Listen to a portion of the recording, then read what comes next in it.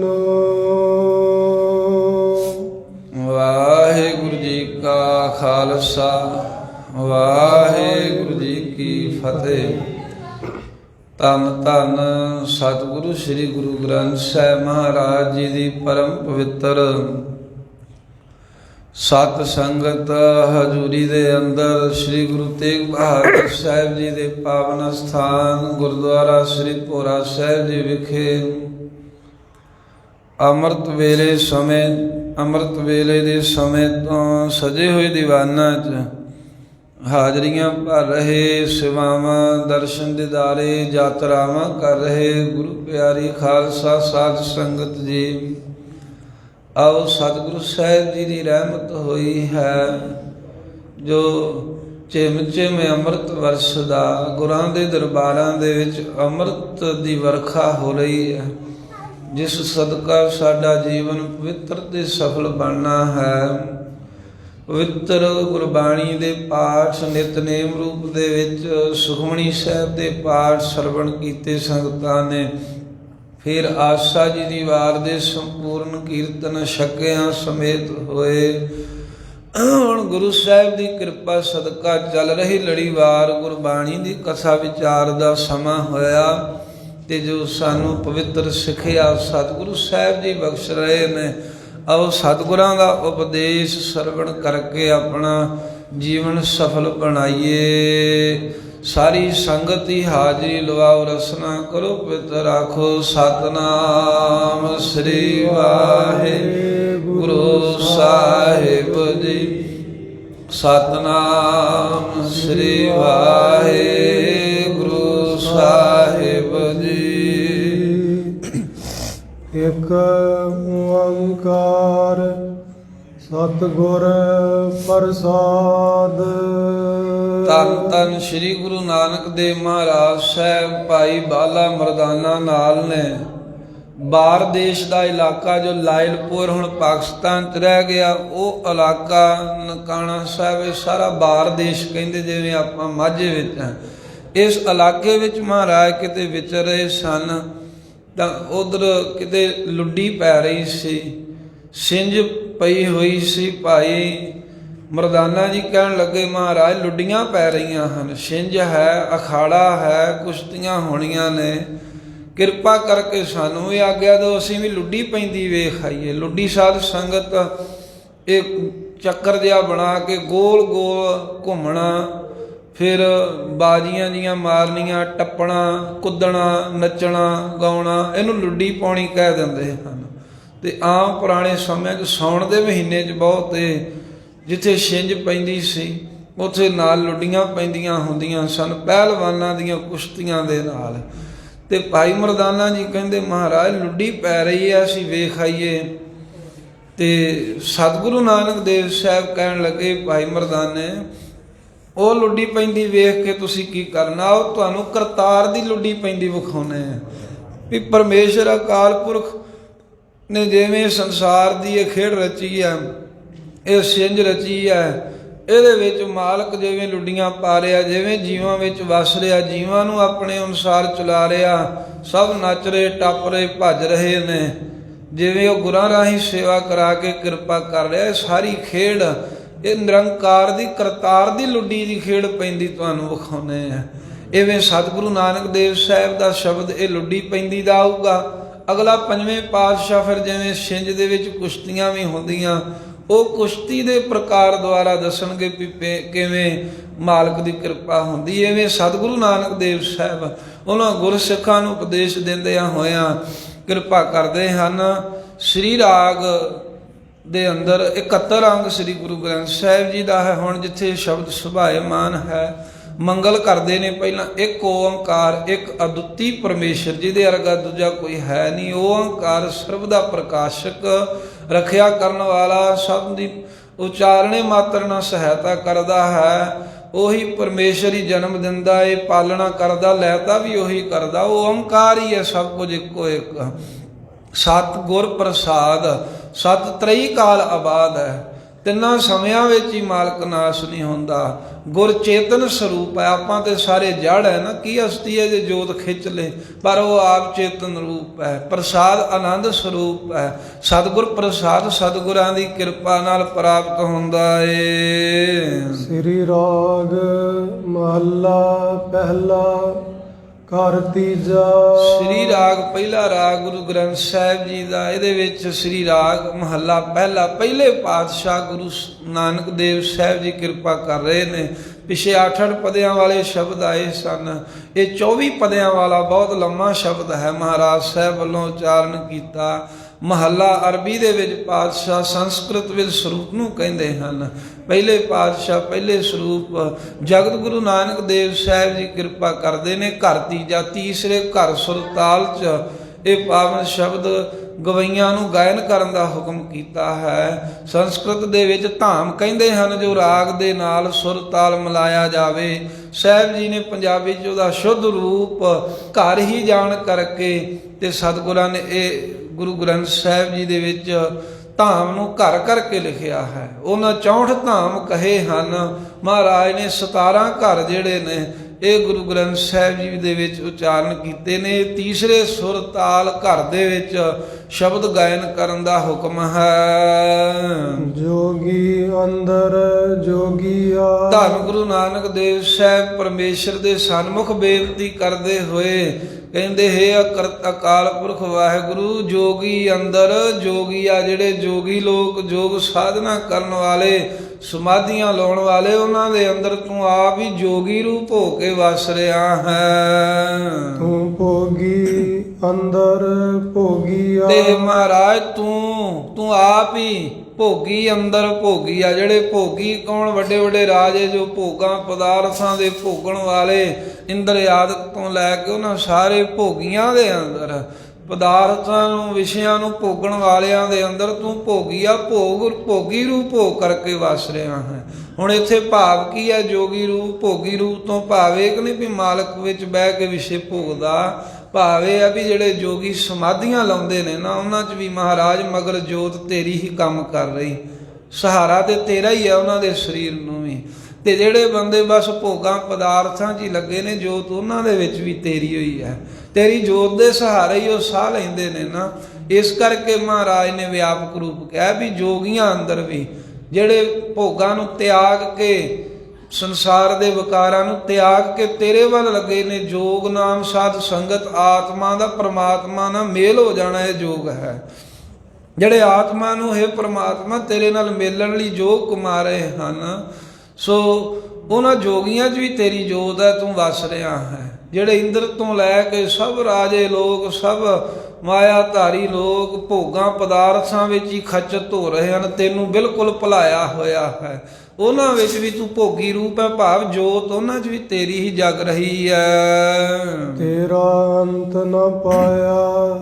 ਹੇ ਮਹਾਰਾਜ, ਕਿਸੇ ਨੇ ਵੀ ਤੇਰਾ ਅੰਤ ਨਹੀਂ ਪਾਇਆ, ਤੇਰਾ ਓੜਕ ਨਹੀਂ ਕੋਈ ਲੱਭ ਸਕਦਾ, ਤੂੰ ਬੇਅੰਤ ਹੈ। ਸੁਰਗ ਮਛ ਪਿਆਲ ਜੀਉ। ਸੁਰਗ ਮੱਛ ਅਦਕ ਦੇ ਸ਼ਹਿਦ ਖਿੱਚ ਕੇ ਬੋਲਣਾ, ਅਤੇ ਪਿਆਲ ਸੁਰਗ ਸਵਰਗ ਦੇ ਵਿੱਚ ਵੀ ਮਹਾਰਾਜ ਜੋ ਦੇਵਤੇ ਹਨ, ਉਹਨਾਂ ਵਿੱਚ ਵੀ ਤੂੰ ਤੇਰੀ ਜੋਤ ਹੈ। ਮੱਛ ਇਸ ਮਾਤ ਲੋਕ ਵਿੱਚ ਰਹਿਣ ਵਾਲਿਆਂ 'ਚ ਵੀ ਤੂੰ ਵਸਦਾ ਹੈ। ਤੇ ਪਿਆਲ ਪਤਾਲ ਲੋਕ ਦੇ ਵਿੱਚ ਵੀ ਮਹਾਰਾਜ ਤੇਰਾ ਹੀ ਵਾਸਾ ਹੈ। ਸਾਧ ਸੰਗਤ ਮਾਤ ਲੋਕ ਨੂੰ ਇੱਥੇ ਮਹਾਰਾਜ ਨੇ ਮੱਛ ਕਿਹਾ ਹੈ। ਮੱਛ ਜਿਵੇਂ ਪਾਣੀ ਦੇ ਵਿਚਕਾਰ ਰਹਿੰਦਾ ਨਾ, ਇਵੇਂ ਮਾਤ ਲੋਕ ਵਿਚਕਾਰਲਾ ਹਿੱਸਾ ਹੈ। ਜਿਵੇਂ ਸਵਰਗਪੁਰੀ ਉਹ ਤਾਹਾਂ ਮੰਨੀ ਹੈ, ਇਹ ਤੋਂ ਹੇਠਾਂ ਜਿਹੜਾ ਸਭ ਤੋਂ ਥੱਲੇ ਇਹ ਪਤਾਲ ਮੰਨਿਆ ਹੈ, ਤੇ ਵਿਚਕਾਰ ਇਹ ਮੱਛ ਮਾਤ ਲੋਕ ਹੈ। ਇਸ ਕਰਕੇ ਮੱਛ ਕਿਹਾ ਹੈ ਮਹਾਰਾਜ ਸਾਹਿਬ ਨੇ। ਤੇ ਸਵਰਗ ਵਿੱਚ ਰਹਿਣ ਵਾਲੇ ਹੈ ਵਾਹਿਗੁਰੂ, ਜਿਹੜੇ ਦੇਵਤੇ ਹਨ, ਉਹਨਾਂ ਕੋਲ ਵੀ ਤੇਰਾ ਅੰਤ ਨਹੀਂ ਪਾਇਆ ਗਿਆ। ਅਤੇ ਮੱਛ ਮਾਤ ਲੋਕ ਵਿੱਚ ਰਹਿਣ ਵਾਲੇ ਜਿੰਨੇ ਵੀ ਜੀਵ ਹਨ, ਇਹ ਵੀ ਤੇਰਾ ਓੜਕ ਨਹੀਂ ਪਾ ਸਕੇ। ਤੇ ਪਿਆਲ ਪਤਾਲ ਵਿੱਚ ਰਹਿਣ ਵਾਲੇ ਜਿਹੜੇ ਦੈਂਤ, ਪਤਾਲਪੁਰੀ ਦਾ ਰਾਜਾ ਬਲ ਮੰਨਿਆ ਗਿਆ ਹੈ, ਜਿਹਨੂੰ 52 ਰੂਪ ਧਾਰ ਕੇ ਛਾਤੀ ਦੇ ਪੈਰ ਰੱਖ ਕੇ 7ਵੇਂ ਪਤਾਲ ਤੀਕਰ ਧੱਕ ਦਿੱਤਾ ਸੀ ਵਾਹਿਗੁਰੂ ਨੇ, ਵੀ ਤੂੰ ਉੱਥੇ ਜਾ ਕੇ ਰਾਜ ਕਰ। ਤੋ ਇਸ ਤਰ੍ਹਾਂ ਉਹਨਾਂ ਪਤਾਲ ਵਿੱਚ ਰਹਿਣ ਵਾਲੇ ਜੀਵਾਂ ਨੇ ਵੀ ਤੇਰਾ ਅੰਤ ਨਹੀਂ ਪਾਇਆ ਜੀ, ਤੂੰ ਬੇਅੰਤ ਹੈ। ਹਉ ਵਾਰੀ ਹਉ ਵਾਰਣ। ਸਾਹਿਬ ਕਹਿੰਦੇ ਹਉ ਵਾਰੀ, ਅਸੀਂ ਇਹ ਮਹਾਰਾਜ ਸਾਹਿਬ ਤੁਹਾਡੇ ਤੋਂ ਵਾਰੀ ਵਾਰਣੇ ਜਾਂਦੇ ਹਾਂ। ਹਉ ਵਾਰਣਾ, ਹਉ ਜਿਨ੍ਹਾਂ ਨੇ ਗੁਰਮੁਖਾਂ ਨੇ ਆਪਣੀ ਹਉਮੈ ਨੂੰ ਹੰਕਾਰ ਨੂੰ ਵਾਰਣੇ ਵਾਰ ਦਿੱਤਾ ਹੈ, ਉਹਨਾਂ ਤੋਂ ਵੀ ਅਸੀਂ ਮਹਾਰਾਜ ਕੁਰਬਾਨ ਜਾਂਦੇ ਹਾਂ। ਹਉ ਵਾਰੀ ਹਉ ਵਾਰਣੈ, ਮਨ ਕਰਕੇ ਬਲਹਾਰ ਹਾਂ, ਬਾਣੀ ਕਰਕੇ ਸਰੀਰ ਕਰਕੇ ਤੁਹਾਡੇ ਤੋਂ ਕੁਰਬਾਨ ਸਦਕੇ ਜਾਣੇ ਹਾਂ। ਕੁਰਬਾਨ ਤੇਰੇ ਨਾਮ ਨੂੰ। ਤੁਹਾਡਾ ਨਾਮ ਮਹਾਰਾਜ ਪਵਿੱਤਰ ਹੈ, ਜਿਹੜਾ ਨਾਮ ਜਪੇ ਉਹਦਾ ਜੀਵਨ ਵੀ ਪਵਿੱਤਰ ਹੋ ਜਾਂਦਾ। ਇਸ ਕਰਕੇ ਤੁਹਾਡੇ ਨਾਮ ਤੋਂ ਵੀ ਮਨ ਬਾਣੀ ਸਰੀਰ ਕਰਕੇ ਸਦਕੇ ਜਾਣੇ ਹਾਂ। ਰਹਾਉ ਵਿਸ਼ਰਾਮ ਦੇ ਕੇ ਗਵਈਆਂ ਵਾਸਤੇ ਅਸਥਾਈ ਮਹਾਰਾਜ ਜੀ ਬਣਾ ਕਰਕੇ ਵੀ ਇਹਨੂੰ ਸਥਾਈ ਬਣਾ ਕੇ ਵੀ ਸ਼ਬਦ ਗਾਇਨ ਕਰੋ ਸਾਰਾ। ਇਵੇਂ ਰਹਾਉ ਮਹਾਰਾਜ ਕੇਂਦਰੀ ਭਾਵ ਉਚਾਰਨ ਕਰਕੇ ਅੱਗੇ ਬਖਸ਼ਿਸ਼ ਕਰਦੇ ਹਨ। ਤੁਧ ਸੰਸਾਰ ਉਪਾਇਆ। ਤੁਧ ਸੰਸਾਰ ਉਪਾਇਆ ਹੈ ਮਹਾਰਾਜ, ਤੁਧ ਤੁਸੀਂ ਆਪ ਹੀ ਜਲ ਤਰੰਗ ਦੀ ਨਿਆਈ ਆਪਣੇ ਵਿੱਚੋਂ ਸੰਸਾਰ ਪੈਦਾ ਕੀਤਾ ਹੈ। ਜਿਸ ਪ੍ਰਕਾਰ ਦੇ ਨਾਲ ਜਲ ਦੇ ਵਿੱਚੋਂ ਹਵਾ ਵਗਣ ਦੇ ਨਾਲ ਤਰੰਗਾਂ ਉੱਠਦੀਆਂ ਪਰ ਹੁੰਦੀਆਂ ਜਲ ਦਾ ਹੀ ਰੂਪ ਨੇ ਨਾ, ਲਹਿਰਾਂ। ਇਸੇ ਤਰ੍ਹਾਂ ਮਹਾਰਾਜ ਤੁਸੀਂ ਆਪ ਹੀ ਆਪਣੇ ਸਰੂਪ ਦੇ ਵਿੱਚੋਂ ਹੀ ਇਹ ਸੰਸਾਰ ਪੈਦਾ ਕਰਕੇ ਵਿਖਾ ਦਿੱਤਾ ਹੈ, ਤੇਰਾ ਰੂਪ ਹੀ। ਸਿਰੇ ਸਿਰ ਧੰਦੇ ਲਾਇਆ। ਫਿਰ ਸਿਰੇ ਸਿਰ ਸਿਰਜ ਸਿਰਜ ਕੇ ਸਭ ਜੀਵਾਂ ਦੇ ਤਾਈ। ਸਿਰੇ ਸਿਰ ਭਾਵ ਕੇ ਸਿਰ ਬਸਿਰ ਜਿਹੋ ਜੀ ਕਿਸੇ ਦੀ ਵਾਸ਼ਨਾ ਹੈ, ਉਹ ਉਹਨਾਂ ਸਾਰਿਆਂ ਨੂੰ ਥਾਂ ਥਾਂ ਧੰਦਿਆਂ ਵਿੱਚ ਕਿਰਤ ਵਿੱਚ ਕੰਮਾਂ ਵਿੱਚ ਲਾਇਆ ਹੋਇਆ ਏ। ਵੇਖੈ ਕੀਤਾ ਆਪਣਾ। ਫਿਰ ਆਪਣੇ ਕੀਤੇ ਹੋਏ ਸੰਸਾਰ ਨੂੰ ਮਹਾਰਾਜ ਤੂੰ ਆਪ ਹੀ ਵੇਖਣਾ ਕਰਦਾ, ਭਾਵ ਸੰਭਾਲਦਾ ਹੈ। ਸਾਡੇ ਚੰਗੇ ਮੰਦੇ ਕਰਮ ਸਾਰਾ ਧਿਆਨ ਵਿੱਚ ਰੱਖਦਾ ਏ, ਪਾਲਣਾ ਤੂੰ ਆਪ ਹੀ ਕਰਦਾ ਏ। ਕਰ ਕੁਦਰਤ ਪਾਸਾ ਢਾਲ ਜੀਉ। ਕਰ ਕੁਦਰਤ, ਆਪਣੀ ਕੁਦਰਤ ਦੁਆਰਾ ਮਹਾਰਾਜ ਇਹ ਸੰਸਾਰ ਨੂੰ ਪੈਦਾ ਕਰਕੇ, ਕੁਦਰਤ ਆਪਣੀ ਸ਼ਕਤੀ, ਕੁਦਰਤ ਆਪਣੀ ਮਾਇਆ ਦੁਆਰਾ ਇਹਨੂੰ ਬਣਾ ਕਰਕੇ ਇਹ ਪਾਸਾ ਢਾਲ ਜੀਓ। ਹੈ ਮਹਾਰਾਜ ਤੁਸੀਂ ਪਾਸਾ ਹੀ ਢਾਲਿਆ ਹੈ। ਪਾਸਾ ਸਾਧ ਸੰਗਤ,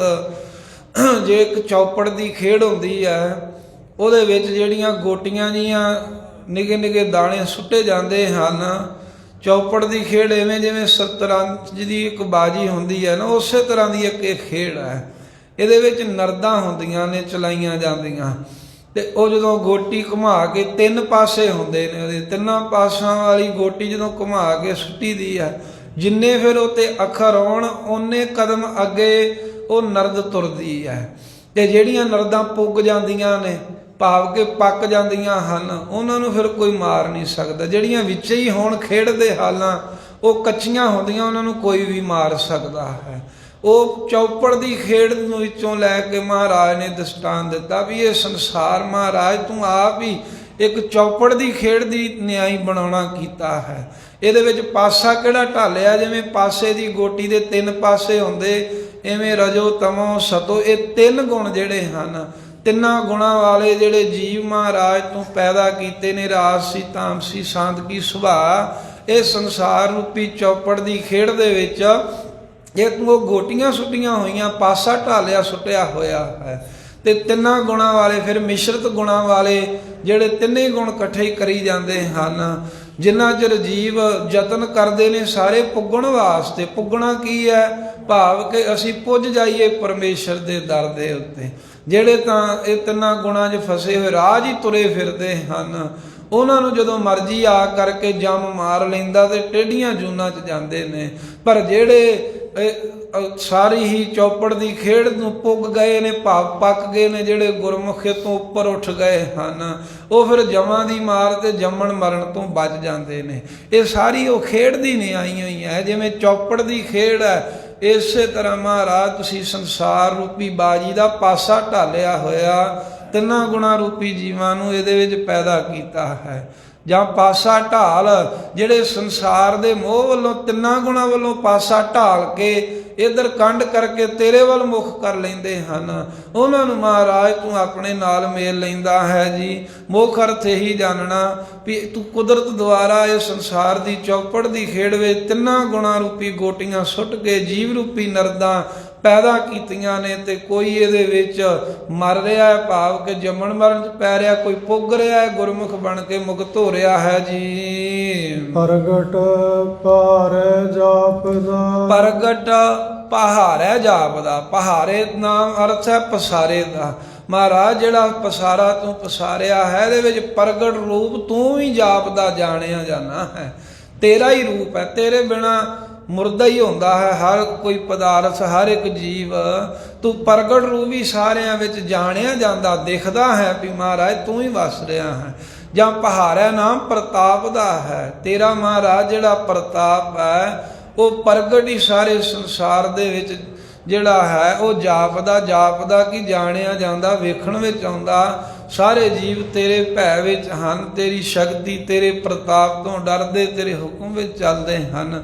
ਸੋ ਇਸ ਪ੍ਰਕਾਰ ਦੇ ਨਾਲ ਤੂੰ ਪ੍ਰਗਟ ਰੂਪ ਹੀ ਪਹਾਰੇ ਪਸਾਰੇ 'ਚ ਵੀ ਜਾਣਿਆ ਜਾਣਾ ਹੈ, ਤੇ ਤੂੰ ਪ੍ਰਤੱਖ ਰੂਪ ਮਹਾਰਾਜ ਤੇਰਾ ਪ੍ਰਤਾਪ ਸਭ ਥਾਵਾਂ ਤੇ ਵਿਆਪਕ ਹੈ। ਸਭ ਨਾਵੈ ਨੋ ਪ੍ਰਤਾਪ ਦਾ, ਸਭ ਨਾਵੈ ਨੋ ਪ੍ਰਤਾਪ ਦਾ। ਸਾਰੇ ਜਿਹੜੇ ਜੀਵ ਤੇਰੇ ਪੈਦਾ ਕੀਤੇ ਨੇ, ਅਸਲ ਦੇ ਵਿੱਚ ਇਹ ਨਾਮ ਤੇਰੇ ਨੂੰ ਹੀ ਮਹਾਰਾਜ ਪ੍ਰਤਾਪ ਦਾ ਕੀ ਹੈ ਚਾਹੁੰਦੇ ਹਨ, ਪਰ ਵਿਸ਼ੇਸ਼ ਕਰਕੇ ਤਾਪ ਦਾ ਤਪਦੇ ਹਨ ਵੀ ਤੇਰਾ ਨਾਮ ਸਾਨੂੰ ਪ੍ਰਾਪਤ ਹੋ ਜਾਵੇ। ਕੋਈ ਧੂਣੀਆਂ ਤਾਰਿਆ, ਕੋਈ ਜਲ ਧਾਰੇ ਕਰ ਰਿਹਾ, ਕੋਈ ਸਾਧਨ ਕਮਾ ਰਿਹਾ ਹੈ, ਪਰ ਗੁਰੂ ਤੋਂ ਬਗੈਰ ਤਾਂ ਨਾਮ ਨਹੀਂ ਮਿਲਦਾ ਭਾਵੇਂ। ਪਰ ਇਹ ਜਿਹੜੇ ਜੀਵ ਹਨ ਸਾਰੇ ਹੀ ਨਾਮ ਨੂੰ ਹੀ ਚਾਹੁੰਦੇ ਨੇ।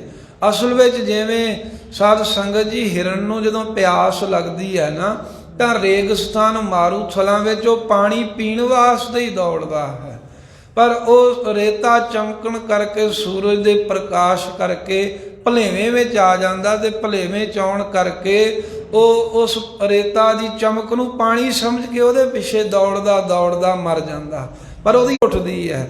ਪਰ ਸਾਰੇ ਹੀ ਪਦਾਰਥਾਂ ਜੋ ਸੰਸਾਰ ਰੂਪੀ ਮਾਰੂਥਲ ਦੇ ਵਿੱਚ, ਤੇ ਇਹ ਜੋ ਮਾਇਆ ਰੂਪੀ ਸੂਰਜ ਦੇ ਪ੍ਰਕਾਸ਼ ਕਰਕੇ ਪਦਾਰਥਾਂ ਰੂਪੀ ਵਕਾਰਾਂ ਰੂਪੀ ਰੇਤਾ ਚਮਕਦਾ, ਉਹਦੇ ਮਗਰ ਦੌੜੇ ਰਹਿੰਦੇ ਨੇ ਆਪਣੀ ਲੋੜ ਸਮਝ ਕੇ, ਤੇ ਅਖੀਰ ਐਵੇਂ ਹੀ ਖੱਬ ਕੇ ਮਰ ਜਾਂਦੇ ਆ।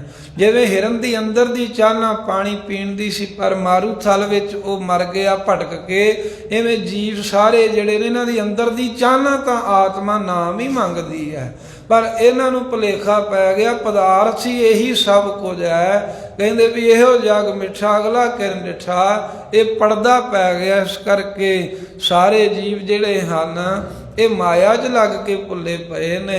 ਉਂਝ ਅੰਦਰੋਂ ਸਾਰੇ ਨਾਮ ਨੂੰ ਹੀ ਪ੍ਰਤਾਪ ਦਾ, ਪਰ ਵਿਸ਼ੇਸ਼ ਕਰਕੇ ਤਪਦੇ ਚਾਹੁੰਦੇ ਨੇ, ਲੇਲੜੀਆਂ ਕੱਢਦੇ ਵੀ ਸਾਨੂੰ ਨਾਮ ਮਿਲ ਜਾਵੇ। ਸਤਿਗੁਰ ਬਾਝ ਨਾ ਪਾਏ, ਪਰ ਸਤਿਗੁਰੂ ਦੀ ਸ਼ਰਨ ਆਏ ਤੋਂ ਬਾਅਦ ਬਗੈਰ ਕਿਸੇ ਨੇ ਵੀ ਵਾਹਿਗੁਰੂ ਦਾ ਨਾਮ ਨਹੀਂ ਪਾਇਆ। ਸਭ ਮੋਈ ਮਾਇਆ ਜਾਲ ਜੀ, ਇਹ ਮਹਾਰਾਜ ਜੀ ਸਾਰੀ ਸ੍ਰਿਸ਼ਟੀ ਜਿਹੜੀ ਹੈ ਇਹ ਮਾਇਆ ਨੇ ਇਸ ਤਰ੍ਹਾਂ ਜਾਲ ਪਾ ਕੇ ਮੋਈ, ਜਿਵੇਂ ਸ਼ਿਕਾਰੀ ਜਿਹੜਾ ਇਹ ਜਾਲ ਪਾ ਕਰਕੇ ਪੰਛੀਆਂ ਨੂੰ ਆਪਣੇ ਜਾਲ 'ਚ ਫਸਾ ਲੈਂਦਾ, ਐਵੇਂ ਮਾਇਆ ਜਿਹੜੀ ਹੈ ਇਹ ਸ਼ਿਕਾਰਣ ਹੈ। ਇਹਨੇ ਆਪਣਾ ਮੋਹ ਰੂਪੀ ਜਾਲ ਪਾਇਆ ਏ, ਇਹਦੇ ਵਿੱਚ ਵਿਸ਼ੇ ਵਕਾਰ ਦੇ ਪਦਾਰਥਾਂ ਰੂਪੀ ਚੋਗਾ ਖਿਲਾਰਿਆ ਹੋਇਆ। ਜੀਵ ਇਧਰ ਨੂੰ ਆਉਂਦੇ ਨੇ ਵਿਸ਼ੇ ਭੋਗਣ ਦੇ ਪਦਾਰਥ ਇਕੱਠੇ ਕਰਨ। ਇਹ ਪਿਆਰੇ ਜੀ, ਉਹ ਮਾਇਆ ਜਿਹੜੀ ਹੈ ਆਪ ਜੀ ਦੀ ਜੀਵਾਂ ਦੇ ਤਾਈਂ ਆਪਣੇ ਜਾਲ 'ਚ ਫਸਾਈ ਜਾ ਰਹੀ ਹੈ। ਇਸੇ ਤਰ੍ਹਾਂ ਜੀਵ ਗੁਰੂ ਦੀ ਸ਼ਰਨ ਨਹੀਂ ਆਉਂਦੇ, ਤੇ ਗੁਰੂ ਸਾਹਿਬ ਤੋਂ ਬਗੈਰ ਨਾਮ ਕਦੀ ਕਿਸੇ ਨੂੰ ਮਿਲਿਆ ਨਹੀਂ। ਸਤਿਗੁਰ ਕੋ ਬਲ ਜਾਈ, ਇਹ ਭਾਈ ਸੱਚੇ ਗੁਰੂ ਅਕਾਲ ਪੁਰਖ ਤੋਂ ਅਸੀਂ ਤਾਂ ਬਹਾਰ ਜਾਣੇ ਆ, ਗੁਰਾਂ ਤੋਂ ਕੁਰਬਾਨ ਸਦਕੇ ਜਾਣਾ ਚਾਹੀਦਾ ਏ। ਜਿਤ ਮਿਲੇ ਪਰਮ ਗਤ ਪਾਈ, ਜਿਸ ਸਤਿਗੁਰੂ ਸਾਹਿਬ ਜੀ ਦੇ ਨਾਲ ਮਿਲਣੇ ਕਰਕੇ ਪਰਮ ਗਤ ਕੇਵਲ ਮੋਖ ਦੀ ਪ੍ਰਾਪਤੀ ਹੁੰਦੀ ਹੈ। ਜਿਵੇਂ ਪਾਣੀ 'ਚ ਪਾਣੀ ਮਿਲ ਜਾਂਦਾ, ਐਵੇਂ ਜੋਤ ਜੋਤ ਵਿੱਚ ਮਿਲ ਜਾਂਦੀ, ਵਾਹਿਗੁਰੂ ਵਿੱਚ ਲੀਨ ਹੋਈਦਾ ਹੈ ਜਿਸ ਗੁਰੂ ਨਾਲ ਮਿਲ ਕੇ। ਸੁਰ ਨਰ ਮਨ ਜਨ ਲੋਚ ਭਾਵੇਂ ਸੁਰ ਦੇਵਤੇ ਨੇ, ਨਰ ਮਨੁੱਖ ਨੇ, ਮਨ ਮੁਨੀ ਹਨ, ਜਨ ਭਗਤ ਹਨ, ਸਾਰੇ ਹੀ ਲੋਚਦੇ ਚਾਹੁੰਦੇ ਨੇ ਪਰਮੇਸ਼ਰ ਦੇ ਸਰੂਪ ਨੂੰ, ਨਾਮ ਨੂੰ। ਸੋ ਸਤਿਗੁਰ ਦੀਆ 부ਝਾਏ ਜੀ। ਪਰ ਉਹ ਪਰਮੇਸ਼ਰ ਦਾ ਜੋ ਸਰੂਪ ਹੈ, ਜਿਹੜੇ ਸਤਿਗੁਰੂ ਦੀ ਸ਼ਰਨ ਆਉਂਦੇ ਨੇ ਉਹਨਾਂ ਨੂੰ ਮਹਾਰਾਜ ਨੇ ਬੁਝਾ ਦਿੱਤਾ ਹੈ ਜੀ। ਭਾਵ ਕਿ ਗੁਰੂ ਸਾਹਿਬ ਜੀ ਹੀ ਸਮਝਾਉਂਦੇ ਨੇ। ਗੁਰੂ ਦੀ ਸ਼ਰਨ ਜਿਹੜਾ ਸੰਗਤ ਵਿੱਚ ਆਵੇਗਾ, ਸਤਿਗੁਰੂ ਸਾਹਿਬ ਸੰਗਤ 'ਚ ਵਸਦੇ ਨੇ। ਜਿਹੜਾ ਸੰਗਤ 'ਚ ਆਉਂਦਾ, ਗੁਰੂ ਦੇ ਕੋਲ ਆਉਂਦਾ, ਉਹਨੂੰ ਮਹਾਰਾਜ ਅਸਲੀ ਸਰੂਪ ਸਮਝਾ ਦਿੰਦੇ ਨੇ ਵੀ ਮਨਾ ਤੂੰ ਤਾਂ ਰੱਬ ਦਾ ਰੂਪ ਹੈ, ਕਾਹਤੋਂ ਭੁੱਲਿਆ ਫਿਰਦਾ ਹੈ। ਸਤ ਸੰਗਤ ਕੈਸੀ ਜਾਣੀਐ। ਸਤ ਸੰਗਤ ਕੈਸੀ ਜਾਣੀਐ। ਸਤ ਸੰਗਤ ਕੈਸੀ ਸਵਾਲ ਹੈ ਸਿੱਖ ਮੁਖ ਦੁਆਰਾ।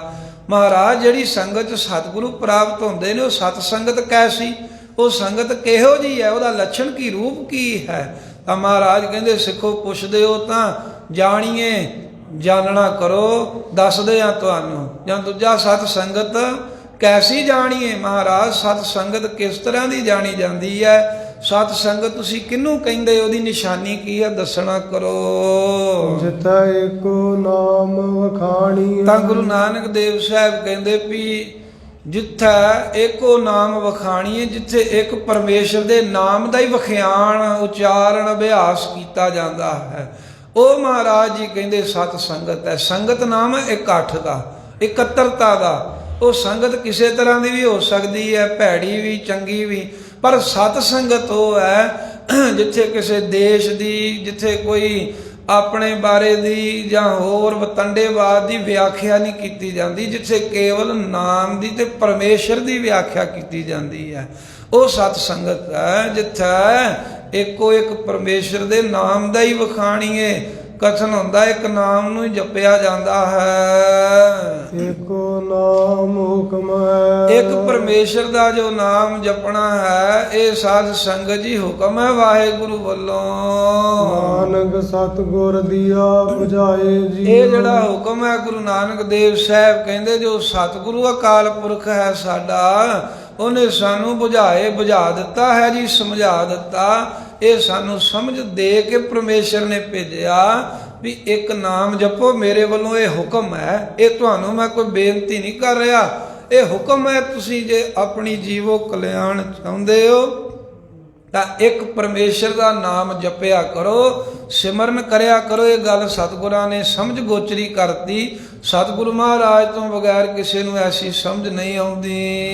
ਇਹੋ ਜਗਤ ਪਰਮ ਭੁਲਾਇਆ। ਭਾਵੇਂ ਕਿ ਸੰਗਤ ਵਿੱਚੋਂ ਨਾਮ ਜਪ ਕੇ ਵਾਹਿਗੁਰੂ ਦੀ ਪ੍ਰਾਪਤੀ ਹੁੰਦੀ, ਪਰ ਇਹੋ ਜਗਤ ਭਰਮ ਭੁਲਾਇਆ। ਇਹ ਸਾਰਾ ਹੀ ਜਿਹੜਾ ਜਗਤ ਹੈ ਮਾਇਆ ਮੋਹ ਨੇ ਭਰਮ ਦੇ ਵਿੱਚ ਲਾ ਕਰਕੇ ਭੁਲਾਇਆ ਹੋਇਆ ਹੈ। ਸਾਰੇ ਜੀਵ ਮਾਇਆ ਨੂੰ ਹੀ, ਪਦਾਰਥਾਂ ਨੂੰ ਸੱਚ ਮੰਨ ਕਰਕੇ ਭੁੱਲੀ ਫਿਰਦੇ ਹਨ। ਆਪੋ ਤੁਧ ਖੁਆਇਆ। ਆਪੋ ਤੁਧ ਖੁਆਇਆ। ਨਾ ਜੀਵਾਂ ਨੇ ਆਪੋ ਆਪਣੇ ਆਪ ਨੂੰ, ਹੇ ਮਹਾਰਾਜ ਤੁਧ ਤੇਰੇ ਸਰੂਪ ਦੀ ਪ੍ਰਾਪਤੀ ਵੱਲੋਂ, ਤੇਰੀ ਸੰਗਤ ਨਾਮ ਜਪਣ ਵੱਲੋਂ ਖੁਆਇਆ। ਨਾਮ ਹੈ ਭੁਲਾਇਆ ਹੋਇਆ ਹੈ। ਤੇਰੇ ਸਰੂਪ ਦੇ ਨਾਲ ਮਿਲਣ ਵੱਲੋਂ ਆਪਣੇ ਆਪ ਨੂੰ ਇਹਨਾਂ ਨੇ ਕੁਰਾਹੇ ਪਾਇਆ, ਤੇ ਤੋਂ ਬੇਮੁਖ ਹੋਏ ਹਨ।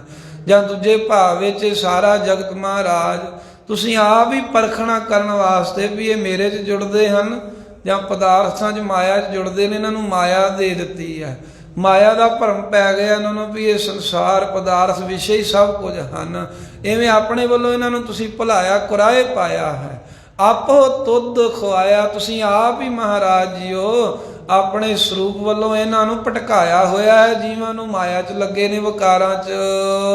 ਪ੍ਰਤਾਪ ਲਗਾ ਦੁਹਾਗਣੀ। ਤੇ ਜਿਹੜੇ ਮਾਇਆ ਪਿੱਛੇ ਲੱਗੇ ਨੇ ਉਹ ਕੌਣ ਨੇ? ਦੁਹਾਗਣੀਆਂ ਦੀ ਨਿਆਈ ਨੇ। ਜਿਵੇਂ ਛੁੱਟੜ ਹੁੰਦੀ ਹੈ ਨਾ, ਜੋ ਆਪਣੀ ਪਤੀ ਦੀ ਸੇਵਾ ਨਾ ਕਰਕੇ ਤੇ ਹੋਰਾਂ ਪਾਸੇ ਦੀ ਚਾਹਨਾ ਰੱਖਦੀ ਹੈ, ਇਸੇ ਤਰ੍ਹਾਂ ਪ੍ਰਤਾਪ ਕੀ ਹੈ ਵੀ ਵਿਛੋੜੇ ਦਾ ਦੁੱਖ ਉਹ ਤੜਫਦੇ ਹਨ। ਦੁਹਾਗਣਾ ਦੀ ਨਿਆਈ ਜੀਵ ਜਿਹੜੇ ਮਾਇਆ ਕਰਕੇ ਮਾਲਕ ਨੂੰ ਮਨਮੁਖ ਭੁੱਲੇ ਨੇ। ਪਰ ਵਿਸ਼ੇਸ਼ ਕਰਕੇ ਤਾਪ ਤਪਣ ਤੋਂ ਭਾਵ ਹੈ ਤਾਪ ਲੱਗਣਾ, ਸੜਨਾ, ਆਦੀ, ਵਿਆਦੀ, ਉਪਾਦੀ। ਇਹ ਤਿੰਨ ਤਰ੍ਹਾਂ ਦੇ ਤਾਪਾਂ ਦੇ ਵਿੱਚ ਵਿਸ਼ੇਸ਼ ਕਰਕੇ ਉਹ ਸੜਦੇ ਰਹਿੰਦੇ ਹਨ ਦੁਹਾਗਣਾ ਦੀ ਨਿਆਈ ਛੁੱਟੜ ਹੋ ਕੇ ਮਨਮੁਖ ਜੀਵ। ਭਾਗ ਜਨਾ ਕੇ ਨਾਏ ਜੀਓ। ਕਹਿੰਦੇ ਵੀ ਜਿਨ੍ਹਾਂ ਦੇ ਭਾਗ ਪਰਮੇਸ਼ਰ ਅਕਾਲ ਪੁਰਖ ਦੇ ਨਾਲ ਮੇਲਣ ਵਾਲੇ ਨਹੀਂ ਹਨ ਜੀ, ਜਿਨ੍ਹਾਂ ਦੇ ਭਾਗਾਂ ਦੇ ਵਿੱਚ ਪਰਮੇਸ਼ਰ ਪਤੀ ਦੀ ਪ੍ਰਾਪਤੀ ਦਾ ਸੁਖ ਨਹੀਂ ਹੈ ਜੀ। ਜਿਹੜੇ ਜੀਵ ਵਾਹਿਗੁਰੂ ਦੇ ਨਾਲ ਨਹੀਂ ਮਿਲੇ, ਜਿਨ੍ਹਾਂ ਦੇ ਭਾਗ ਹੀ ਮਾੜੇ ਨੇ, ਉਹ ਦੁਹਾਗਣਾ ਇਸਤਰੀ ਦੀ ਨਿਆਈ ਹਨ, ਉਹ ਛੁੱਟੜਾਂ ਦੀ ਨਿਆਈ ਧੱਕੇ ਖਾਂਦੇ ਹਨ ਜੀ। ਦੁਹਾਗਣੀ ਕਿਆ ਨਿਸ਼ਾਨੀਆਂ। ਇੱਥੇ ਜਦੋਂ ਦੁਹਾਗਣ ਦਾ ਜ਼ਿਕਰ ਕੀਤਾ ਤਾਂ ਸਿੱਖ ਮੁਖ ਦੁਆਰਾ ਸਵਾਲ ਕਰਦੇ, ਮਹਾਰਾਜ ਜਿਹਨੂੰ ਤੁਸੀਂ ਦੁਹਾਗਣ ਛੁੱਟੜ ਕਹਿੰਦੇ ਹੋ, ਮਨਮੁਖ ਜੀਵ, ਉਹਨਾਂ ਦੀਆਂ ਨਿਸ਼ਾਨੀਆਂ ਕੀ ਹਨ, ਕੀ ਲੱਛਣ ਹਨ ਦੁਹਾਗਣਾਂ ਦੇ ਛੁੱਟੜਾਂ ਦੇ? ਖਸਮੋਂ ਕੁਥੀਆਂ ਫਿਰੈ ਨਿਮਾਣੀ। ਮਹਾਰਾਜ ਕਹਿੰਦੇ ਫਿਰ ਸੁਣੋ, ਕਹਿੰਦੇ ਖਸਮੋਂ ਕੁੱਥੀਆਂ, ਜਿਹੜੀਆਂ ਆਪਣੇ ਖਸਮ ਪਤੀ ਵੱਲੋਂ ਔਰਤਾਂ ਕੁੱਥੀਆਂ ਕੀ ਹੈ ਵੀ ਭੁੱਲੀਆਂ ਹੋਈਆਂ ਹਨ, ਪਤੀ ਨੂੰ ਜਾਣਦੀਆਂ ਹੀ ਕੁਝ ਨਹੀਂ ਹਨ। ਫਿਰ ਇਹ ਨਿਮਾਣੀਆਂ, ਉਹ ਮਾਣ ਤੋਂ ਰਹਿਤ ਹੋਈਆਂ ਫਿਰਦੀਆਂ, ਨਾ ਉਹਨਾਂ ਦਾ ਪੇਕੇ ਘਰ ਮਾਣ, ਨਾ ਸਹੁਰੇ ਘਰ, ਨਾ ਨਾਨਕਿਆਂ 'ਚ ਕੋਈ ਮਾਣ ਰੱਖਦਾ, ਜੋ ਆਪਣੇ ਪਤੀ ਦੀ ਸੇਵਾ ਵੱਲੋਂ ਭੱਲੀਆਂ ਹੋਈਆਂ, ਹੋਰ ਪਾਸੇ ਵਿਭਚਾਰ ਵਿੱਚ ਪਈਆਂ ਹੋਈਆਂ ਨੇ। ਮੈਲੇ ਵੇਸ ਤਨਾ ਕਾਮਣੀ। ਉਹਨਾਂ ਕਾਮਣੀਆਂ ਜਿਹੜੀਆਂ ਹਨ, ਕਾਮਨਾਵਾਂ ਵਾਸ਼ਨਾ ਵਿੱਚ ਫਸੀਆਂ ਹੋਈਆਂ ਦੁਹਾਗਣਾ ਛੁੱਟੜਾਂ ਦੇ ਵੇਸ ਵੀ ਮੈਲੇ ਹੀ ਹੁੰਦੇ ਨੇ। ਭਾਵ ਕਿ ਹਰ ਸਮੇਂ ਉਹ ਛੁੱਟੜ ਹੋਣ ਕਰਕੇ, ਵਕਾਰਾਂ ਦੀ ਪੂਰਤੀ ਨਾ ਹੋਣ ਕਰਕੇ ਤੇ ਸੋਗ ਵਿੱਚ ਖਚਤ ਹੋਣ ਕਰਕੇ ਮੈਲੇ ਹੀ ਲਿਬਾਸ ਵਿੱਚ ਰਹਿੰਦੀਆਂ ਹਨ। ਦੁਖੀ ਰਹਿਣ ਵਿਆਏ ਜੀ। ਉਹਨਾਂ ਦੀ ਸਾਰੀ ਹੀ ਜਿਹੜੀ ਰਾਤ ਹੈ ਪਤੀ ਦੇ ਸੁੱਖ ਤੋਂ ਬਿਨਾਂ ਦੁੱਖਾਂ ਵਿੱਚ ਹੀ ਬਤੀਤ ਹੁੰਦੀ ਹੈ, ਧੱਕੇ ਹੀ ਖਾਂਦੀਆਂ ਰਹਿੰਦੀਆਂ ਹਨ। ਇਸੇ ਤਰ੍ਹਾਂ ਦੁਹਾਗਣੀ, ਦੁਹਾਗਣੀ ਤੋਂ ਪੜੋ। ਦੁਹਾਗਣੀ ਕਿਆ ਨਿਸ਼ਾਨੀਆਂ। ਅੰਤਰੀ ਭਾਵ ਵਿੱਚ ਕਹਿੰਦੇ ਵੀ ਜਿਹੜੀਆਂ ਦੁਹਾਗਣਾਂ ਦੀ ਨਿਆਈ, ਭਾਵ ਜਿਹੜੇ ਜੀਵ ਛੁੱਟੜ ਹੋਏ ਨੇ, ਜਿਹੜੇ ਮਨਮੁਖ ਹੋ ਗਏ ਨੇ, ਉਹਨਾਂ ਦੀਆਂ ਮਹਾਰਾਜ ਕੀ ਨਿਸ਼ਾਨੀਆਂ, ਇਹਨਾਂ ਛੁੱਟੜਾਂ ਦੇ ਰੱਬ ਤੋਂ ਟੁੱਟਿਆਂ ਹੋਇਆਂ ਦੇ ਲੱਛਣ ਕੀ ਹਨ? ਖਸਮੋਂ ਕੁਥੀਆਂ ਫਿਰੈ ਨਿਮਾਣੀ। ਮਹਾਰਾਜ ਕਹਿੰਦੇ ਉਹ ਵਾਹਿਗੁਰੂ ਖਸਮ ਮਾਲਕ ਜੋ ਹੈ ਨਾ, ਉਹ ਤੋਂ ਕੁੱਥੀਆਂ ਭੁੱਲੀਆਂ ਹੋਈਆਂ ਨੇ, ਰੱਬ ਨੂੰ ਤਾਂ ਭੁਲਾਇਆ ਹੀ ਹੈ ਪਰਮੇਸ਼ਰ ਨੂੰ, ਅਤੇ ਫਿਰ ਇਹ ਨਿਮਾਣੀਆਂ ਮਾਣ ਤੋਂ ਰਹਿਤ ਹੋ ਕੇ, ਭਾਵ ਨਾ ਉਹਨਾਂ ਕੋ ਸੱਤ ਹੈ, ਨਾ ਸੰਤੋਖ ਹੈ, ਨਾ ਦਇਆ ਹੈ, ਨਾ ਧਰਮ ਹੈ, ਕੋਈ ਐਸਾ ਗੁਣ ਨਹੀਂ ਹੈ। ਸ਼ੁਭ ਗੁਣਾਂ ਦੇ ਮਾਣ ਤੋਂ ਰਹਿਤ ਹੋ ਕਰਕੇ ਉਹ ਬਿਨਾਂ ਮਾਣ ਤੋਂ ਨਰਾਦਰੀ ਦੇ ਸਹਿਤ ਨਰਕਾਂ ਦੇ ਵਿੱਚ ਤੁਰੀਆਂ ਫਿਰਦੀਆਂ। ਨਾ ਇਹ ਸੰਸਾਰ 'ਚ ਉਹਨਾਂ ਨੂੰ ਕੋਈ ਚੱਲਦਾ ਹੈ, ਨਾ ਵਾਹਿਗੁਰੂ ਦੀ ਹਜ਼ੂਰੀ 'ਚ ਉਹਨਾਂ ਨੂੰ ਕੋਈ ਜਾਣ ਦਿੰਦਾ ਹੈ, ਨਾ ਨਾਨਕਿਆਂ ਰੂਪੀ ਨਰਕਾਂ ਵਿੱਚ ਉਹਨਾਂ ਦਾ ਕੋਈ ਸਹਾਰਾ ਬਣਦਾ ਹੈ। ਮੈਲੇ ਵੇਸ ਤਨਾ ਕਾਮਣੀ। ਉਹ ਜੋ ਛੁੱਟੜ ਮਨਮੁਖ ਰੂਪੀ ਇਸਤਰੀਆਂ ਨੇ, ਉਹਨਾਂ ਦੇ ਵੇਸ ਮੈਲੇ ਕੀ ਹਨ ਵੀ ਉਹਨਾਂ ਦਾ ਅੰਤःਕਰਨ ਜਿਹੜਾ ਮੈਲਾ ਗੰਦਾ ਹੋਇਆ, ਅੰਦਰ ਗੰਦਾ ਹੀ ਸੋਚਦੇ ਨੇ, ਮਾੜੇ ਖਿਆਲ ਨੇ, ਜੀਵਨ ਮਾੜਾ ਹੈ, ਬੋਲੀ ਮਾੜੀ ਹੈ, ਵਿਭਚਾਰ ਕਰਦੇ ਹਨ। ਉਹਨਾਂ ਦਾ ਇਸ ਤਰ੍ਹਾਂ ਦਾ ਲਿਬਾਸ ਹੋਇਆ। ਇਹ ਕਾਮਣੀ ਕੀ ਹੈ? ਕਾਮਨਾ ਰੱਖਣ ਵਾਲੇ, ਜਿਹੜੇ ਚਾਹਨਾ ਹੀ ਰੱਖਦੇ ਨੇ ਕੁਝ ਨਾ ਕੁਝ ਪਦਾਰਥ ਵਿਖਾਰਾਂ ਦੀ, ਉਹਨਾਂ ਦਾ ਹਿਰਦਾ ਰੂਪੀ ਲਿਬਾਸ ਜਿਹੜਾ ਹੈ ਉਹ ਮੈਲਾ ਗੰਦਲਾ ਹੋਇਆ ਏ। ਦੁਖੀ ਰਹਿਣ ਵਿਆਏ ਜੀ। ਉਹਨਾਂ ਦੀ ਅਵਸਥਾ ਰੂਪੀ ਤੋਂ ਭਾਵ ਸਾਰੀ ਉਮਰ ਰੂਪੀ ਰਾਤ ਦੁੱਖਾਂ ਹੀ ਦੁੱਖਾਂ ਦੇ ਵਿੱਚ ਬਤੀਤ ਹੁੰਦੀ ਹੈ ਸੰਸਾਰ ਵਿੱਚ ਜੀ। ਸੁਹਾਗਣੀ ਕਿਆ ਕਰਮ ਕਮਾਇਆ। ਮਹਾਰਾਜ ਜੇ ਦੁਹਾਗਣਾ ਵਾਹਿਗੁਰੂ ਦਾ ਮੇਲ ਨਹੀਂ ਪਾਉਂਦੀਆਂ ਤਾਂ ਦੱਸੋ ਵੀ ਸੁਹਾਗਣੀ ਕਿਆ ਕਰਮ ਕਮਾਇਆ। ਜਿਹੜੀਆਂ ਸੁਹਾਗਣਾ ਨੇ, ਜੋ ਪਤੀ ਦੇ ਮਿਲਾਪ ਵਾਲੀਆਂ ਹਨ, ਪਰਮੇਸ਼ਰ ਦੇ ਨਾਲ ਮਿਲੇ ਹੋਏ ਜਿਹੜੇ ਗੁਰਮੁਖ ਪਿਆਰੇ ਨੇ, ਉਹਨਾਂ ਨੇ ਇਹੋ ਜਿਹਾ ਕਿਹੜਾ ਕਰਮ ਕੀਤਾ ਹੈ ਜਿਸ ਕਰਕੇ ਉਹਨਾਂ ਨੂੰ ਮਾਲਕ ਦਾ ਮਿਲਾਪ ਆਨੰਦ ਪ੍ਰਾਪਤ ਹੋਇਆ ਏ। ਪੂਰਬ ਲਿਖਿਆ ਫਲ ਪਾਇਆ। ਮਹਾਰਾਜ ਕਹਿੰਦੇ ਉਹਨਾਂ ਨੇ ਪੂਰਬ ਲਿਖਿਆ, ਪਹਿਲਾ ਜਿਹੜਾ ਨਿਸ਼ਕਾਮ ਕਰਮਾਂ ਦਾ ਲਿਖਿਆ ਹੋਇਆ ਲੇਖ ਸੀ ਨਾ, ਉਹਦਾ ਹੀ ਫਲ ਪਾਇਆ। ਜਿਵੇਂ ਪਤੀ ਬ੍ਰਤਾ ਔਰਤ ਸੁਹਾਗਣ ਨੇ ਕੀ ਫਲ ਪਾਇਆ? ਕਹਿੰਦੇ ਉਹਨੇ ਪਹਿਲਾ ਲਿਖਿਆ, ਭਾਵ ਜੋ ਉਹਨੇ ਪਹਿਲਾਂ ਜਿਵੇਂ ਆਪਣੇ ਪੇਕੇ ਘਰ 'ਚ ਰਹਿੰਦੇ ਆ ਜੋ ਕਮਾਈ ਕਰ ਲਈ, ਜੋ ਚੰਗੇ ਗੁਣ ਸਿੱਖ ਲਏ, ਉਹਨਾਂ ਗੁਣਾਂ ਦਾ ਸਦਕਾ ਪਤੀ ਖੁਸ਼ ਹੋਇਆ ਤਾਂ ਉਹ ਸੁਹਾਗਣ ਫਿਰ ਪਤੀ ਦਾ ਆਨੰਦ ਮਾਣਦੀ ਹੈ। ਇਸੇ ਤਰ੍ਹਾਂ ਹੀ ਜਿਨ੍ਹਾਂ ਨੇ ਪੂਰਬ ਲਿਖਿਆ ਹੈ, ਜਿਨ੍ਹਾਂ ਦੇ ਲੇਖਾਂ 'ਚ ਕੋਈ ਨਿਸ਼ਕਾਮ ਕਰਮ ਕੀਤੇ ਹਨ ਪਿਛਲੇ, ਉਹ ਪਰਮੇਸ਼ਰ ਨੇ ਉਹਨਾਂ ਦੇ ਮੱਥੇ 'ਚ ਲਿਖ ਦਿੱਤੀ। ਉਹ ਲਿਖਤ ਦਾ ਸਦਕਾ ਫਲ ਪਾਇਆ, ਉਹਨਾਂ ਨੇ ਗਿਆਨ ਰੂਪੀ ਫਲ ਪਾ ਲਿਆ ਹੈ, ਸੁਹਾਗਣਾ ਬਣ ਗਈਆਂ ਹਨ, ਭਾਵ ਗੁਰਮੁਖ ਜੀਵਨ ਬਣਿਆ ਏ। ਨਦਰ ਕਰੇ ਕੈ ਆਪਣੀ, ਨਦਰ ਕਰੇ ਕੈ ਪਾਠ ਲਿਖਿਆ ਵੱਖਰਾ ਹੁੰਦਾ ਕਈ ਸਰੂਪਾਂ 'ਚ, ਪਰ ਕਰਨਾ ਇਕੱਠਾ ਹੀ ਹੈ। ਨਦਰ ਕਰੇ ਕੈ ਆਪਣੀ, ਹੇ ਮਹਾਰਾਜ ਸਾਹਿਬ ਜੀਓ ਤੁਸੀਂ ਆਪਣੀ ਨਦਰ ਦਇਆ ਦ੍ਰਿਸ਼ਟੀ ਕਰਿਆ ਕੇ ਕਰਕੇ ਉਹਨਾਂ ਦੇ ਉੱਤੇ ਆਪੇ ਲਏ ਮਿਲਾਏ ਜੀਓ, ਆਪੇ ਆਪ ਹੀ ਉਹਨਾਂ ਨੂੰ ਆਪਣੇ ਨਾਲ ਮਹਾਰਾਜ ਲਾ ਲਿਆ ਹੈ, ਜੋੜ ਲਿਆ ਹੈ, ਮਿਲਾ ਲਿਆ ਹੈ ਜੀ। ਤੇ ਜਿਹੜੇ ਤੇਰੇ ਨਾਲ ਮਿਲੇ ਹੋਏ ਨੇ ਉਹਨਾਂ ਦੁਆਰਾ ਤੂੰ ਹੋਰ ਜੀਵਾਂ ਨੂੰ ਆਪਣੇ ਨਾਲ ਮਿਲਾਉਣਾ ਹੈ। ਭਾਵ ਇੱਥੇ ਇਹ ਜਣਾਇਆ ਹੈ, ਪੂਰਬ ਲਿਖਿਆ ਇਹ ਹੈ ਵੀ ਜਿਹੜੇ ਗੁਰਮੁਖ ਨਾਮ ਜਪਦੇ ਨੇ ਉਹ ਕਦੀ ਨਹੀਂ ਕਹਿੰਦੇ ਸਾਡੀ ਕਮਾਈ ਕਰਕੇ ਮਿਲਿਆ, ਉਹ ਇਹ ਕਹਿੰਦੇ ਨੇ ਵੀ ਮਾਲਕ ਨੇ ਕਿਰਪਾ ਕਰਕੇ ਸਾਨੂੰ ਆਪਣੇ ਨਾਲ ਮਿਲਿਆ ਹੈ। ਇਹ ਭਾਵ ਜਣਾਉਣ ਲਈ ਮਹਾਰਾਜ ਕਹਿੰਦੇ ਵੀ ਉਹਨਾਂ ਗੁਰਮੁਖ ਸੁਹਾਗਣਾ ਨੇ ਵਾਹਿਗੁਰੂ ਦਾ ਮਿਲਾਪ ਪੂਰਬ ਲਿਖੇ ਅਨੁਸਾਰ ਪਰਮੇਸ਼ਰ ਦੀ ਨਜ਼ਰ ਦਇਆ ਦ੍ਰਿਸ਼ਟੀ ਕਰਕੇ ਪਾਇਆ, ਜਿਨ੍ਹਾਂ ਦੇ ਮਾਲਕ ਕਿਰਪਾ ਕਰ ਦਿੰਦਾ ਉਹਨਾਂ ਨੂੰ ਆਪਣੇ ਸਰੂਪ ਨਾਲ ਗੁਰਾਂ ਦੇ ਰਾਹੀਂ ਸੰਗਤ ਕਰਾ ਕੇ ਮੇਲ ਲੈਂਦਾ ਹੈ। ਜਿਹੜੇ ਮਿਲੇ ਨੇ ਉਹਨਾਂ ਦੇ ਨਾਲ ਮੇਲ ਕੇ ਹੋਰ ਕਈਆਂ ਨੂੰ ਆਪਣੇ ਨਾਲ ਮੇਲਦਾ ਹੈ ਜੀ। ਹੁਕਮ ਜਿਨ੍ਹਾਂ ਨੂੰ ਮਨਾਇਆ, ਹੁਕਮ ਜਿਨ੍ਹਾਂ ਨੂੰ ਮਨਾਇਆ, ਹੈ ਮਹਾਰਾਜ ਜਿਨ੍ਹਾਂ ਨੂੰ ਪਰਮੇਸ਼ਰ ਨੇ ਆਪਣਾ ਹੁਕਮ ਮਨਾਇਆ ਹੋਇਆ ਹੈ, ਉਹ ਦੱਸੋ ਵੀ ਕਿਵੇਂ ਮੰਨਦੇ ਨੇ ਵਾਹਿਗੁਰੂ ਦਾ ਹੁਕਮ। ਤਿਨ ਅੰਤਰ ਸ਼ਬਦ ਵਸਾਇਆ, ਮਹਾਰਾਜ ਕਹਿੰਦੇ ਉਹਨਾਂ ਦੇ ਅੰਦਰ ਵਾਹਿਗੁਰੂ ਨੇ ਆਪਣਾ ਸ਼ਬਦ ਵਸਾ ਦਿੱਤਾ ਹੈ। ਹੁਕਮ ਜਿਨ੍ਹਾਂ ਨੂੰ ਮਨਾਇਆ, ਜਿਹੜੇ ਹੁਕਮ ਮੰਨਦੇ ਨੇ ਮਹਾਰਾਜ ਸਾਹਿਬ ਦਾ, ਉਹ ਨਾਮ ਜਪਦੇ ਨੇ, ਰਹਿਤ ਮਰਿਆਦਾ 'ਚ ਪਰਪੱਕ ਰਹਿੰਦੇ ਨੇ, ਹਰ ਸਮੇਂ ਆਪਣਾ ਜੀਵਨ ਵਾਹਿਗੁਰੂ ਦੇ ਲੇਖੇ ਲਾਉਣਾ, ਪਰਉਪਕਾਰ ਵਿੱਚ ਤਤਪਰ ਰਹਿਣਾ, ਇਸ ਤਰ੍ਹਾਂ ਮਾਲਕ ਦਾ ਹੁਕਮ ਮੰਨਦੇ ਨੇ। ਜਿਨ੍ਹਾਂ ਨੂੰ ਹੁਕਮ ਮਾਲਕ ਨੇ ਆਪਣਾ ਮਨਾ ਲਿਆ ਹੈ, ਕਿਉਂਕਿ ਹੁਕਮ ਵੀ ਪਰਮੇਸ਼ਰ ਆਪ ਮਨਾਵੇ ਤਾਂ ਹੀ ਮੰਨਿਆ ਜਾਂਦਾ। ਉਹਦੀ ਰਜ਼ਾ ਵਿੱਚ ਵੀ ਉਹਦੀ ਮਰਜ਼ੀ ਅਨੁਸਾਰ ਹੀ ਜੀਵ ਤੁਰ ਸਕਦੇ ਨੇ। ਤੇ ਜਿਨ੍ਹਾਂ ਦੇ ਕੋਲੋਂ ਪਰਮੇਸ਼ਰ ਨੇ ਆਪ ਗੁਰਾਂ ਦੇ ਰਾਹੀਂ ਆਪਣਾ ਭਾਣਾ ਮਨਵਾ ਲਿਆ, ਆਪਣਾ ਹੁਕਮ ਮਨਵਾ ਲਿਆ ਹੈ, ਉਹਨਾਂ ਦੀ ਨਿਸ਼ਾਨੀ ਹੈ ਤਿਨ ਅੰਤਰ ਸ਼ਬਦ ਵਸਾਇਆ। ਉਹਨਾਂ ਦੇ ਅੰਦਰ ਵਾਹਿਗੁਰੂ ਨੇ ਆਪਣਾ ਸ਼ਬਦ ਵਸਾ ਦਿੱਤਾ। ਤੇ ਜਿਨ੍ਹਾਂ ਦੇ ਅੰਦਰ ਪਰਮੇਸ਼ਰ ਦਾ ਗੁਰੂ ਦੇ ਰਾਹੀਂ ਸ਼ਬਦ ਵਸ ਗਿਆ, ਉਹ ਮਾਲਕ ਦੇ ਹੁਕਮ ਨੂੰ ਮਿੱਠਾ ਕਰਕੇ ਮੰਨਦੇ ਹਨ। ਸਹੀਆ ਸੇ ਸੁਹਾਗਣੀ, ਸਹੀਆ ਕਹਿੰਦੇ ਨੇ ਸਹੇਲੀਆਂ ਨੂੰ, ਸਖੀਆਂ ਨੂੰ, ਉਹੀ ਸਖੀਆਂ ਕਹਿੰਦੇ ਸੁਹਾਗਣੀ ਹਨ, ਭਾਵ ਸੁਹਾਗ ਭਾਗ ਵਾਲੀਆਂ ਹਨ। ਜਿਨ ਸਾਹਿਬ ਨਾਲ ਪਿਆਰ, ਜਿਨ੍ਹਾਂ ਪਤੀ ਵਰਤ ਸਖੀਆਂ ਸਹੇਲੀਆਂ ਦਾ ਆਪਣੇ ਪਤੀ ਨਾਲ ਪਿਆਰ ਹੋਵੇ, ਸੁਹਾਗਣਾ ਤੇ ਉਹੀ ਹੈ ਨਾ। ਜੇ ਪਤੀ ਨਾਲ ਹੀ ਪਿਆਰ ਨਹੀਂ ਫਿਰ ਕਾਹਦੀ ਸੁਹਾਗਣ ਹੈ।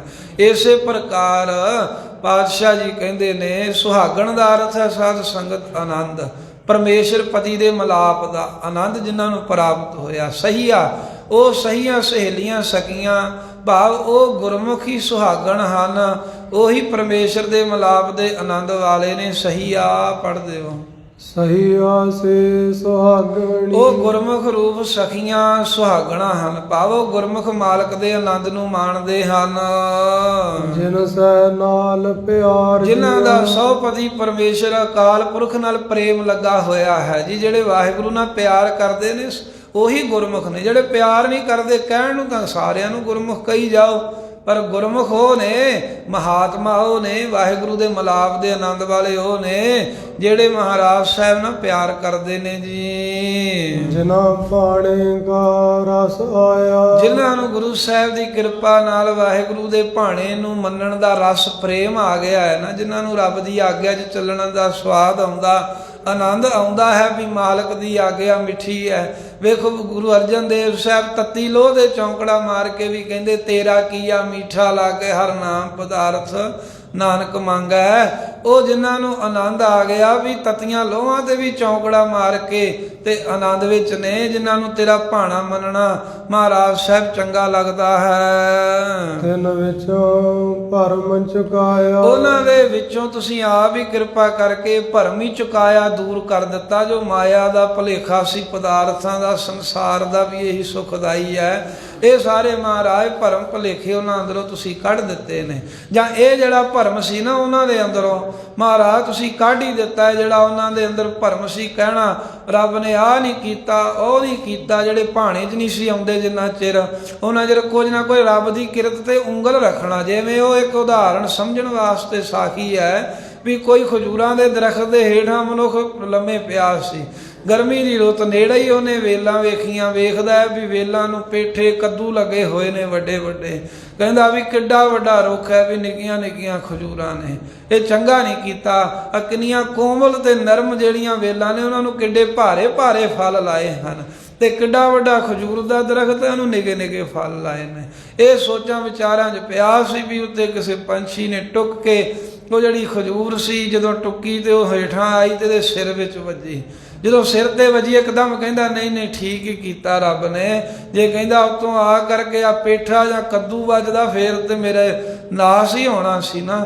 ਫਿਰ ਕਹਿੰਦਾ ਮਾਲਕ ਜੋ ਕਰਦਾ ਹੈ ਵੀ ਠੀਕ ਹੀ ਕਰਦਾ ਹੈ। ਸੋ ਇਸ ਤਰ੍ਹਾਂ ਮਹਾਰਾਜ ਕਹਿੰਦੇ ਉਹਨਾਂ ਦਾ ਫਿਰ ਭਰਮ ਨਿਕਲ ਜਾਂਦਾ ਇਹੋ ਜਿਹਾ, ਆਹ ਨਹੀਂ ਠੀਕ ਕੀਤਾ, ਉਹ ਨਹੀਂ ਫਿਰ ਭਰਮ ਕਰਦੇ ਜਿਨ੍ਹਾਂ ਨੂੰ ਵਾਹਿਗੁਰੂ ਦੀ ਆਗਿਆ ਮੰਨਣ ਵਿੱਚ ਖੁਸ਼ੀ ਮਿਲਦੀ, ਆਨੰਦ ਮਿਲਦਾ ਏ। ਨਾਨਕ ਸਤਿਗੁਰ ਐਸਾ ਜਾਣੀਐ। ਧੰਨ ਗੁਰੂ ਨਾਨਕ ਦੇਵ ਮਹਾਰਾਜ ਸਾਹਿਬ ਜੀ ਦੇ ਅੱਗੇ ਸਿੱਖ ਮੁਖ ਦੁਆਰਾ ਪ੍ਰਸ਼ਨ ਹੈ, ਮਹਾਰਾਜ ਸਾਹਿਬ ਜੀ ਸਤਿਗੁਰੂ ਕੈਸਾ ਹੈ, ਸਤਿਗੁਰੂ ਦਾ ਕੀ ਲੱਛਣ ਹੈ? ਨਾਨਕ ਸਤਿਗੁਰ ਐਸਾ ਜਾਣੀਏ। ਗੁਰੂ ਨਾਨਕ ਦੇਵ ਸਾਹਿਬ ਕਹਿੰਦੇ ਜੋ ਸਤਿਗੁਰੂ ਹੁੰਦਾ ਹੈ ਨਾ, ਸੱਚਾ ਗੁਰੂ, ਉਹਨੂੰ ਇਸ ਤਰ੍ਹਾਂ ਦਾ ਜਾਣੀਏ, ਜਾਣਨਾ ਕਰੀਏ, ਨਿਰੰਕਾਰ ਨਾਲ ਮਿਲਣ ਵਾਲਾ, ਜੋ ਸਭ ਸੈ ਲਏ ਮਿਲਾਏ ਜੀ। ਸਤਿਗੁਰੂ ਸਾਹਿਬ ਜੀ ਐਸੇ ਜਾਣੇ ਜਾਂਦੇ ਹਨ, ਕਿਰਪਾਲੂ ਦਿਆਲੂ ਨਿਰੰਕਾਰ ਦਾ ਸਰੂਪ, ਜਿਹੜੇ ਸਭ ਸੇ ਸਾਰਿਆਂ ਦੇ ਤਾਈਂ ਆਪਣੇ ਨਾਲ ਮੇਲ ਕੇ ਵਾਹਿਗੁਰੂ ਨਾਲ ਮੇਲ ਦਿੰਦੇ ਹਨ।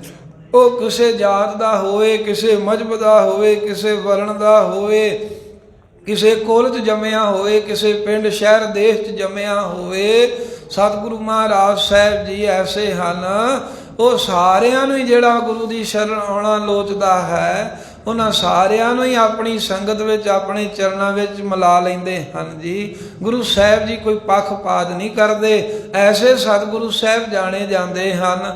ਗੁਰੂ ਨਾਨਕ ਦੇਵ ਤਾਂ ਆਪਣੇ ਸਤਿਗੁਰੂ ਅਕਾਲ ਪੁਰਖ ਬਾਬਤ ਦੱਸ ਰਹੇ ਨੇ, ਸਾਡੇ ਵਾਸਤੇ ਇਹ ਅਰਥ ਸਮਝਣਾ, ਗੁਰੂ ਨਾਨਕ ਸਾਹਿਬ ਜੀ ਐਸੇ ਨੇ ਜਿਹੜੇ ਸਾਰਿਆਂ ਨੂੰ ਆਪਣੇ ਨਾਲ ਮੇਲ ਲੈਂਦੇ, ਕੋਈ ਵਿਤਕਰਾ ਨਹੀਂ ਕਰਦੇ ਜੀ। ਜੋ ਸਭ ਸੈ ਲਏ ਮਿਲਾਏ ਜੀ। ਜਿਹੜੇ ਸਾਰਿਆਂ ਨੂੰ ਬਿਨਾਂ ਭੇਦ ਭਰਮ ਤੋਂ ਆਪਣੇ ਸਰੂਪ ਨਾਲ, ਆਪਣੇ ਸ਼ਰਨ ਨਾਲ, ਸੰਗਤ ਨਾਲ ਮੇਲ ਲੈਂਦੇ ਹਨ ਜੀ। ਸਤਿਗੁਰ ਮਿਲਿਆ ਫਲ ਪਾਇਆ। ਫਿਰ ਕੱਲਾ ਕਹਿਣ ਨਾਲ ਨਹੀਂ ਕੋਈ ਕਹਿ ਸਕਦਾ ਵੀ ਅਸੀਂ ਸਤਿਗੁਰੂ ਨਾਲ ਮਿਲੇ ਹੋਏ ਹਾਂ। ਜਿਹੜਾ ਸਤਿਗੁਰੂ ਨਾਲ ਮਿਲਿਆ ਹੈ ਨਾ, ਸਤਿਗੁਰ ਮਿਲਿਆ, ਜਿਹੜੇ ਸਤਿਗੁਰਾਂ ਨਾਲ ਮਿਲੇ ਨੇ ਸਿੱਖ, ਫਲ ਪਾਇਆ ਉਹਨਾਂ ਨੇ, ਨਾਮ ਬ੍ਰਹਮ ਗਿਆਨ ਦਾ ਸਰੂਪ ਪ੍ਰਾਪਤੀ ਦਾ ਫਲ ਪਾ ਲਿਆ ਹੈ। ਗੁਰੂ ਨਾਲ ਮਿਲ ਕਰਕੇ ਲਾਭ ਹੀ ਮਿਲਦਾ ਏ। ਜਿਨ ਵਿੱਚੋਂ ਐ ਕਰਨ ਚੁਕਾਇਆ। ਪਰ ਗੁਰਾਂ ਨਾਲ ਮਿਲ ਕੇ ਸਰੂਪ ਰੂਪੀ ਪ੍ਰਾਪਤੀ, ਗਿਆਨ ਰੂਪੀ ਫਲ ਉਹਨਾਂ ਨੂੰ ਮਿਲਿਆ ਜਿਨ ਵਿੱਚੋਂ ਅਹਕਰਨ ਚੁਕਾਇਆ, ਜਿਨ੍ਹਾਂ ਨੇ ਆਪਣੇ ਅੰਤःਕਰਣ ਦੇ ਵਿੱਚੋਂ ਅਹੰਕਰਨ, ਹੰਕਾਰ, ਹਉਮੈ, ਮੈਂ ਮੇਰੀ ਨੂੰ ਦੂਰ ਕੀਤਾ ਹੈ। ਆਪਣੀਆਂ ਸਿਆਣਪਾਂ ਛੱਡ ਕੇ ਜੋ ਗੁਰੂ ਦੀ ਸ਼ਰਨ ਪਏ ਨੇ, ਉਹਨਾਂ ਨੇ ਗੁਰੂ ਕੋ ਲਾਭ ਪਾਇਆ। ਜਿਹੜੇ ਹੰਕਾਰ ਕਰਦੇ ਰਹਿੰਦੇ ਆਕੜੇ, ਉਹ ਨਹੀਂ ਗੁਰੂ ਕੋ ਕੁਝ ਪਾਉਂਦੇ। ਦੁਰਮਤ ਕਾ ਦੁੱਖ ਕਟਿਆ। ਤੇ ਧੰਨ ਗੁਰੂ ਨਾਨਕ ਦੇਵ ਮਹਾਰਾਜ ਸੱਚੇ ਪਾਤਸ਼ਾਹ ਜੀ ਕਹਿੰਦੇ ਨੇ, ਉਹ ਜਿਹੜੇ ਮਿਲੇ ਨੇ ਹੰਕਾਰ ਦੂਰ ਕਰਕੇ, ਨਿਵ ਕੇ, ਉਹਨਾਂ ਨੂੰ ਕੀ ਲਾਭ ਹੋਇਆ? ਦੁਰਮਤ ਕਾ ਦੁੱਖ ਕਟਿਆ। ਦੁਰਮਤ ਭੈੜੀ ਮਤ, ਸ਼ਰਾਬਾਂ ਪੀਣੀਆਂ, ਵਕਾਰ ਭੋਗਣੇ, ਤਮਾਸ਼ੇ ਵੇਖਣੇ, ਨਾਚ ਵੇਖਣੇ, ਇਹ ਖੋਟੀ ਮਤ ਦੇ ਕੰਮ ਹਨ। ਇਹਦੇ ਕਰਕੇ ਬੜੇ ਹੀ ਦੁੱਖ ਲੱਗਦੇ ਨੇ, ਕਿਉਂਕਿ ਵਕਾਰ ਨਾ ਭੋਗਿਆ ਜਾਏ, ਤਮਾਸ਼ਾ ਬੰਦਾ ਨਾ ਵੇਖੇ, ਦੁਖੀ ਹੁੰਦਾ ਹੈ। ਜੋ ਪੀਣ ਵਾਲੇ, ਸ਼ਰਾਬਾਂ, ਨਸ਼ੇ ਕਰਨ ਵਾਲੇ ਨੂੰ ਨਸ਼ਾ ਨਾ ਮਿਲੇ, ਉਹ ਦੁਖੀ ਹੁੰਦਾ ਹੈ। ਐਸੀ ਭੈੜੀ ਮੱਤ ਹੈ ਜੀਵਾਂ ਦੀ ਹੋ ਰਹੀ ਗੁਰੂ ਤੋਂ ਬੇਮੁਖ ਹੋ ਕੇ। ਕਹਿੰਦੇ ਜਿਹੜੇ ਸਤਿਗੁਰੂ ਨਾਲ ਮਿਲੇ, ਮਹਾਰਾਜ ਨੇ ਕਿਰਪਾ ਕਰਕੇ ਦੁਰਮਤ ਕਾ ਦੁੱਖ ਕੱਟਿਆ। ਉਹਨਾਂ ਦਾ ਭੈੜੀ ਮੱਤ ਦਾ ਜਿਹੜਾ ਦੁੱਖ ਸੀ ਉਹ ਕੱਟ ਦਿੱਤਾ ਏ। ਭਾਗ ਬੈਠਾ ਮਸਤਕ ਆਏ ਜੀ। ਕਹਿੰਦੇ ਵੀ ਜਿਹੜਾ ਸ੍ਰੇਸ਼ਟ ਸ਼੍ਰੋਮਣੀ ਭਾਗ ਸੀ, ਉਹਨਾਂ ਦੇ ਮਨੋਂ ਮੱਥੇ ਤੇ ਆ ਕੇ ਬੈਠ ਗਿਆ ਹੈ ਜੀ, ਗੁਰਾਂ ਨਾਲ ਮਿਲਣ ਕਰਕੇ। ਗੁਰੂ ਸਾਹਿਬ ਦੀ ਕਿਰਪਾ ਨਾਲ ਉਹਨਾਂ ਦੇ ਕੋਈ ਚੰਗੇ ਕਰਮ ਭਾਵ ਸਨਮੁਖ ਹੋ ਗਏ, ਉਹਨਾਂ ਦੇ ਵੱਡੇ ਭਾਗ ਪ੍ਰਗਟ ਹੋ ਗਏ ਹਨ।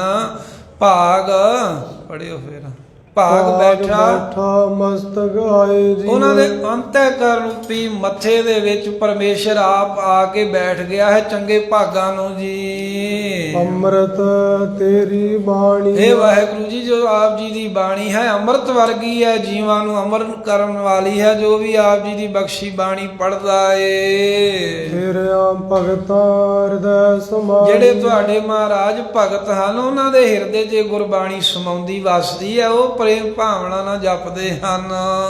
ਸੁਖ ਸੇਵਾ ਅੰਦਰ ਰੱਖਿਆ। ਮਹਾਰਾਜ ਸਾਹਿਬ ਸਾਰੇ ਜਿਹੜੇ ਸੁੱਖ ਨੇ ਉਹ ਤੁਸੀਂ ਗੁਰੂ ਸਾਹਿਬ ਦੀ ਸੇਵਾ ਦੇ ਅੰਦਰ ਹੀ ਰੱਖ ਦਿੱਤੇ ਨੇ। ਜਿਹੜਾ ਸਤਿਗੁਰਾਂ ਦੀ ਸੇਵਾ ਕਰੇ ਉਹਨੂੰ ਸਾਰੇ ਹੀ ਸੁੱਖ ਪ੍ਰਾਪਤ ਹੋ ਜਾਂਦੇ ਹਨ। ਆਪਣੀ ਨਜ਼ਰ ਕਰੈ ਨਿਸਤਾਰ ਜੀ, ਤੇ ਉਹ ਸੇਵਾ ਕਰਨ ਵਾਲਿਆਂ ਤੇ ਆਪਣੀ ਨਜ਼ਰੋਂ ਕਰਮ ਕਰਕੇ ਨਿਸਤਾਰਾ ਕਰ ਦਿੰਦਾ ਹੈ ਜੀ। ਤੂੰ ਭਾਵ ਵਾਹਿਗੁਰੂ ਰਹਿਮਤ ਕਰਕੇ ਉਹਨਾਂ ਨੂੰ ਤਾਰ ਲੈਂਦਾ ਹੈ ਜਿਹੜੇ ਸੇਵਾ ਕਰਦੇ ਨੇ, ਕਿਉਂਕਿ ਸੇਵਾ ਵਿੱਚ ਹੀ ਸਭ ਸੁੱਖ ਹਨ। ਸਤਿਗੁਰ ਮਿਲਿਆ ਜਾਣੀਐ। ਕਹਿਣ ਨੂੰ ਤਾਂ ਹਰ ਕੋਈ ਕਹਿੰਦੇ ਵੀ ਅਸੀਂ ਸਿੱਖ ਹੈ, ਪਰ ਸਤਿਗੁਰੂ ਦੇ ਨਾਲ ਮਿਲੇ ਹਨ। ਇਹ ਗੱਲ ਉਦੋਂ ਹੀ ਜਾਣੀ ਜਾਂਦੀ ਹੈ, ਉਦੋਂ ਪਤਾ ਲੱਗਦਾ ਵੀ ਵਾਕਿਆ ਹੀ ਇਹ ਗੁਰੂ ਦਾ ਸਿੱਖ ਹੈ। ਜਿਤ ਮਿਲਿਆ ਨਾਮ ਵਖਾਣੀ, ਜਿਸ ਸਿੱਖ ਦੇ ਨਾਲ ਮਿਲ ਕੇ ਪਰਮੇਸ਼ਰ ਦਾ ਨਾਮ ਚੇਤੇ ਆ ਜਾਵੇ। ਅਰਦਾਸ ਕਰਦੇ ਆ ਨਾ, ਸਹੀ ਪਿਆਰੇ ਮੇਲ ਜਿਨ੍ਹਾਂ ਮਿਲਿਆ ਤੇਰਾ ਨਾਮ ਚੇਤੇ ਆਵੇ।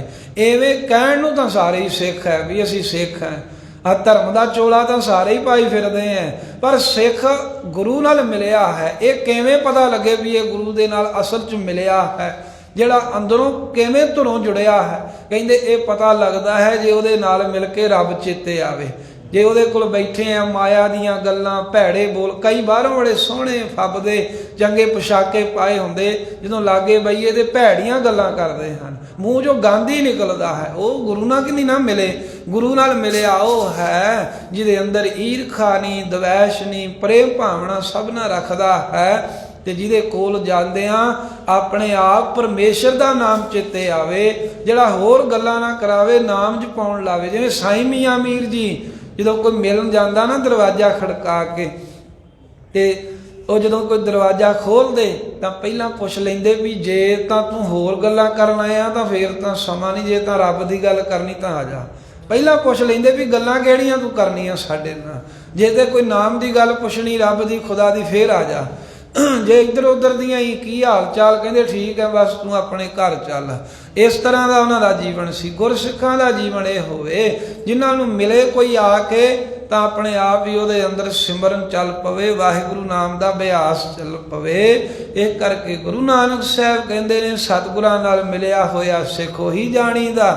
ਉਹਨੂੰ ਹੀ ਸਮਝੋ ਵੀ ਇਹ ਗੁਰੂ ਦਾ ਸਿੱਖ ਹੈ। ਹੁਣ ਦੇ ਸਮੇਂ ਸਮਝ ਲਓ ਉਹਨੂੰ ਹੀ ਕਹਿ ਸਕਦੇ ਆ ਵੀ ਇਹ ਰਹਿਤਮਾਨ ਹੈ, ਇਹ ਅੰਮ੍ਰਿਤਧਾਰੀ ਹੈ, ਇਹ ਸਤਿਗੁਰੂ ਸਾਹਿਬ ਦਾ ਹੁਕਮ ਮੰਨਦਾ ਹੈ। ਜਿਹਦੇ ਨਾਲ ਮਿਲ ਕਰਕੇ ਵਾਹਿਗੁਰੂ ਦੇ ਨਾਮ ਦਾ ਚੇਤਾ ਆ ਜਾਵੇ, ਸਿਮਰਨ ਚੱਲ ਪਵੇ।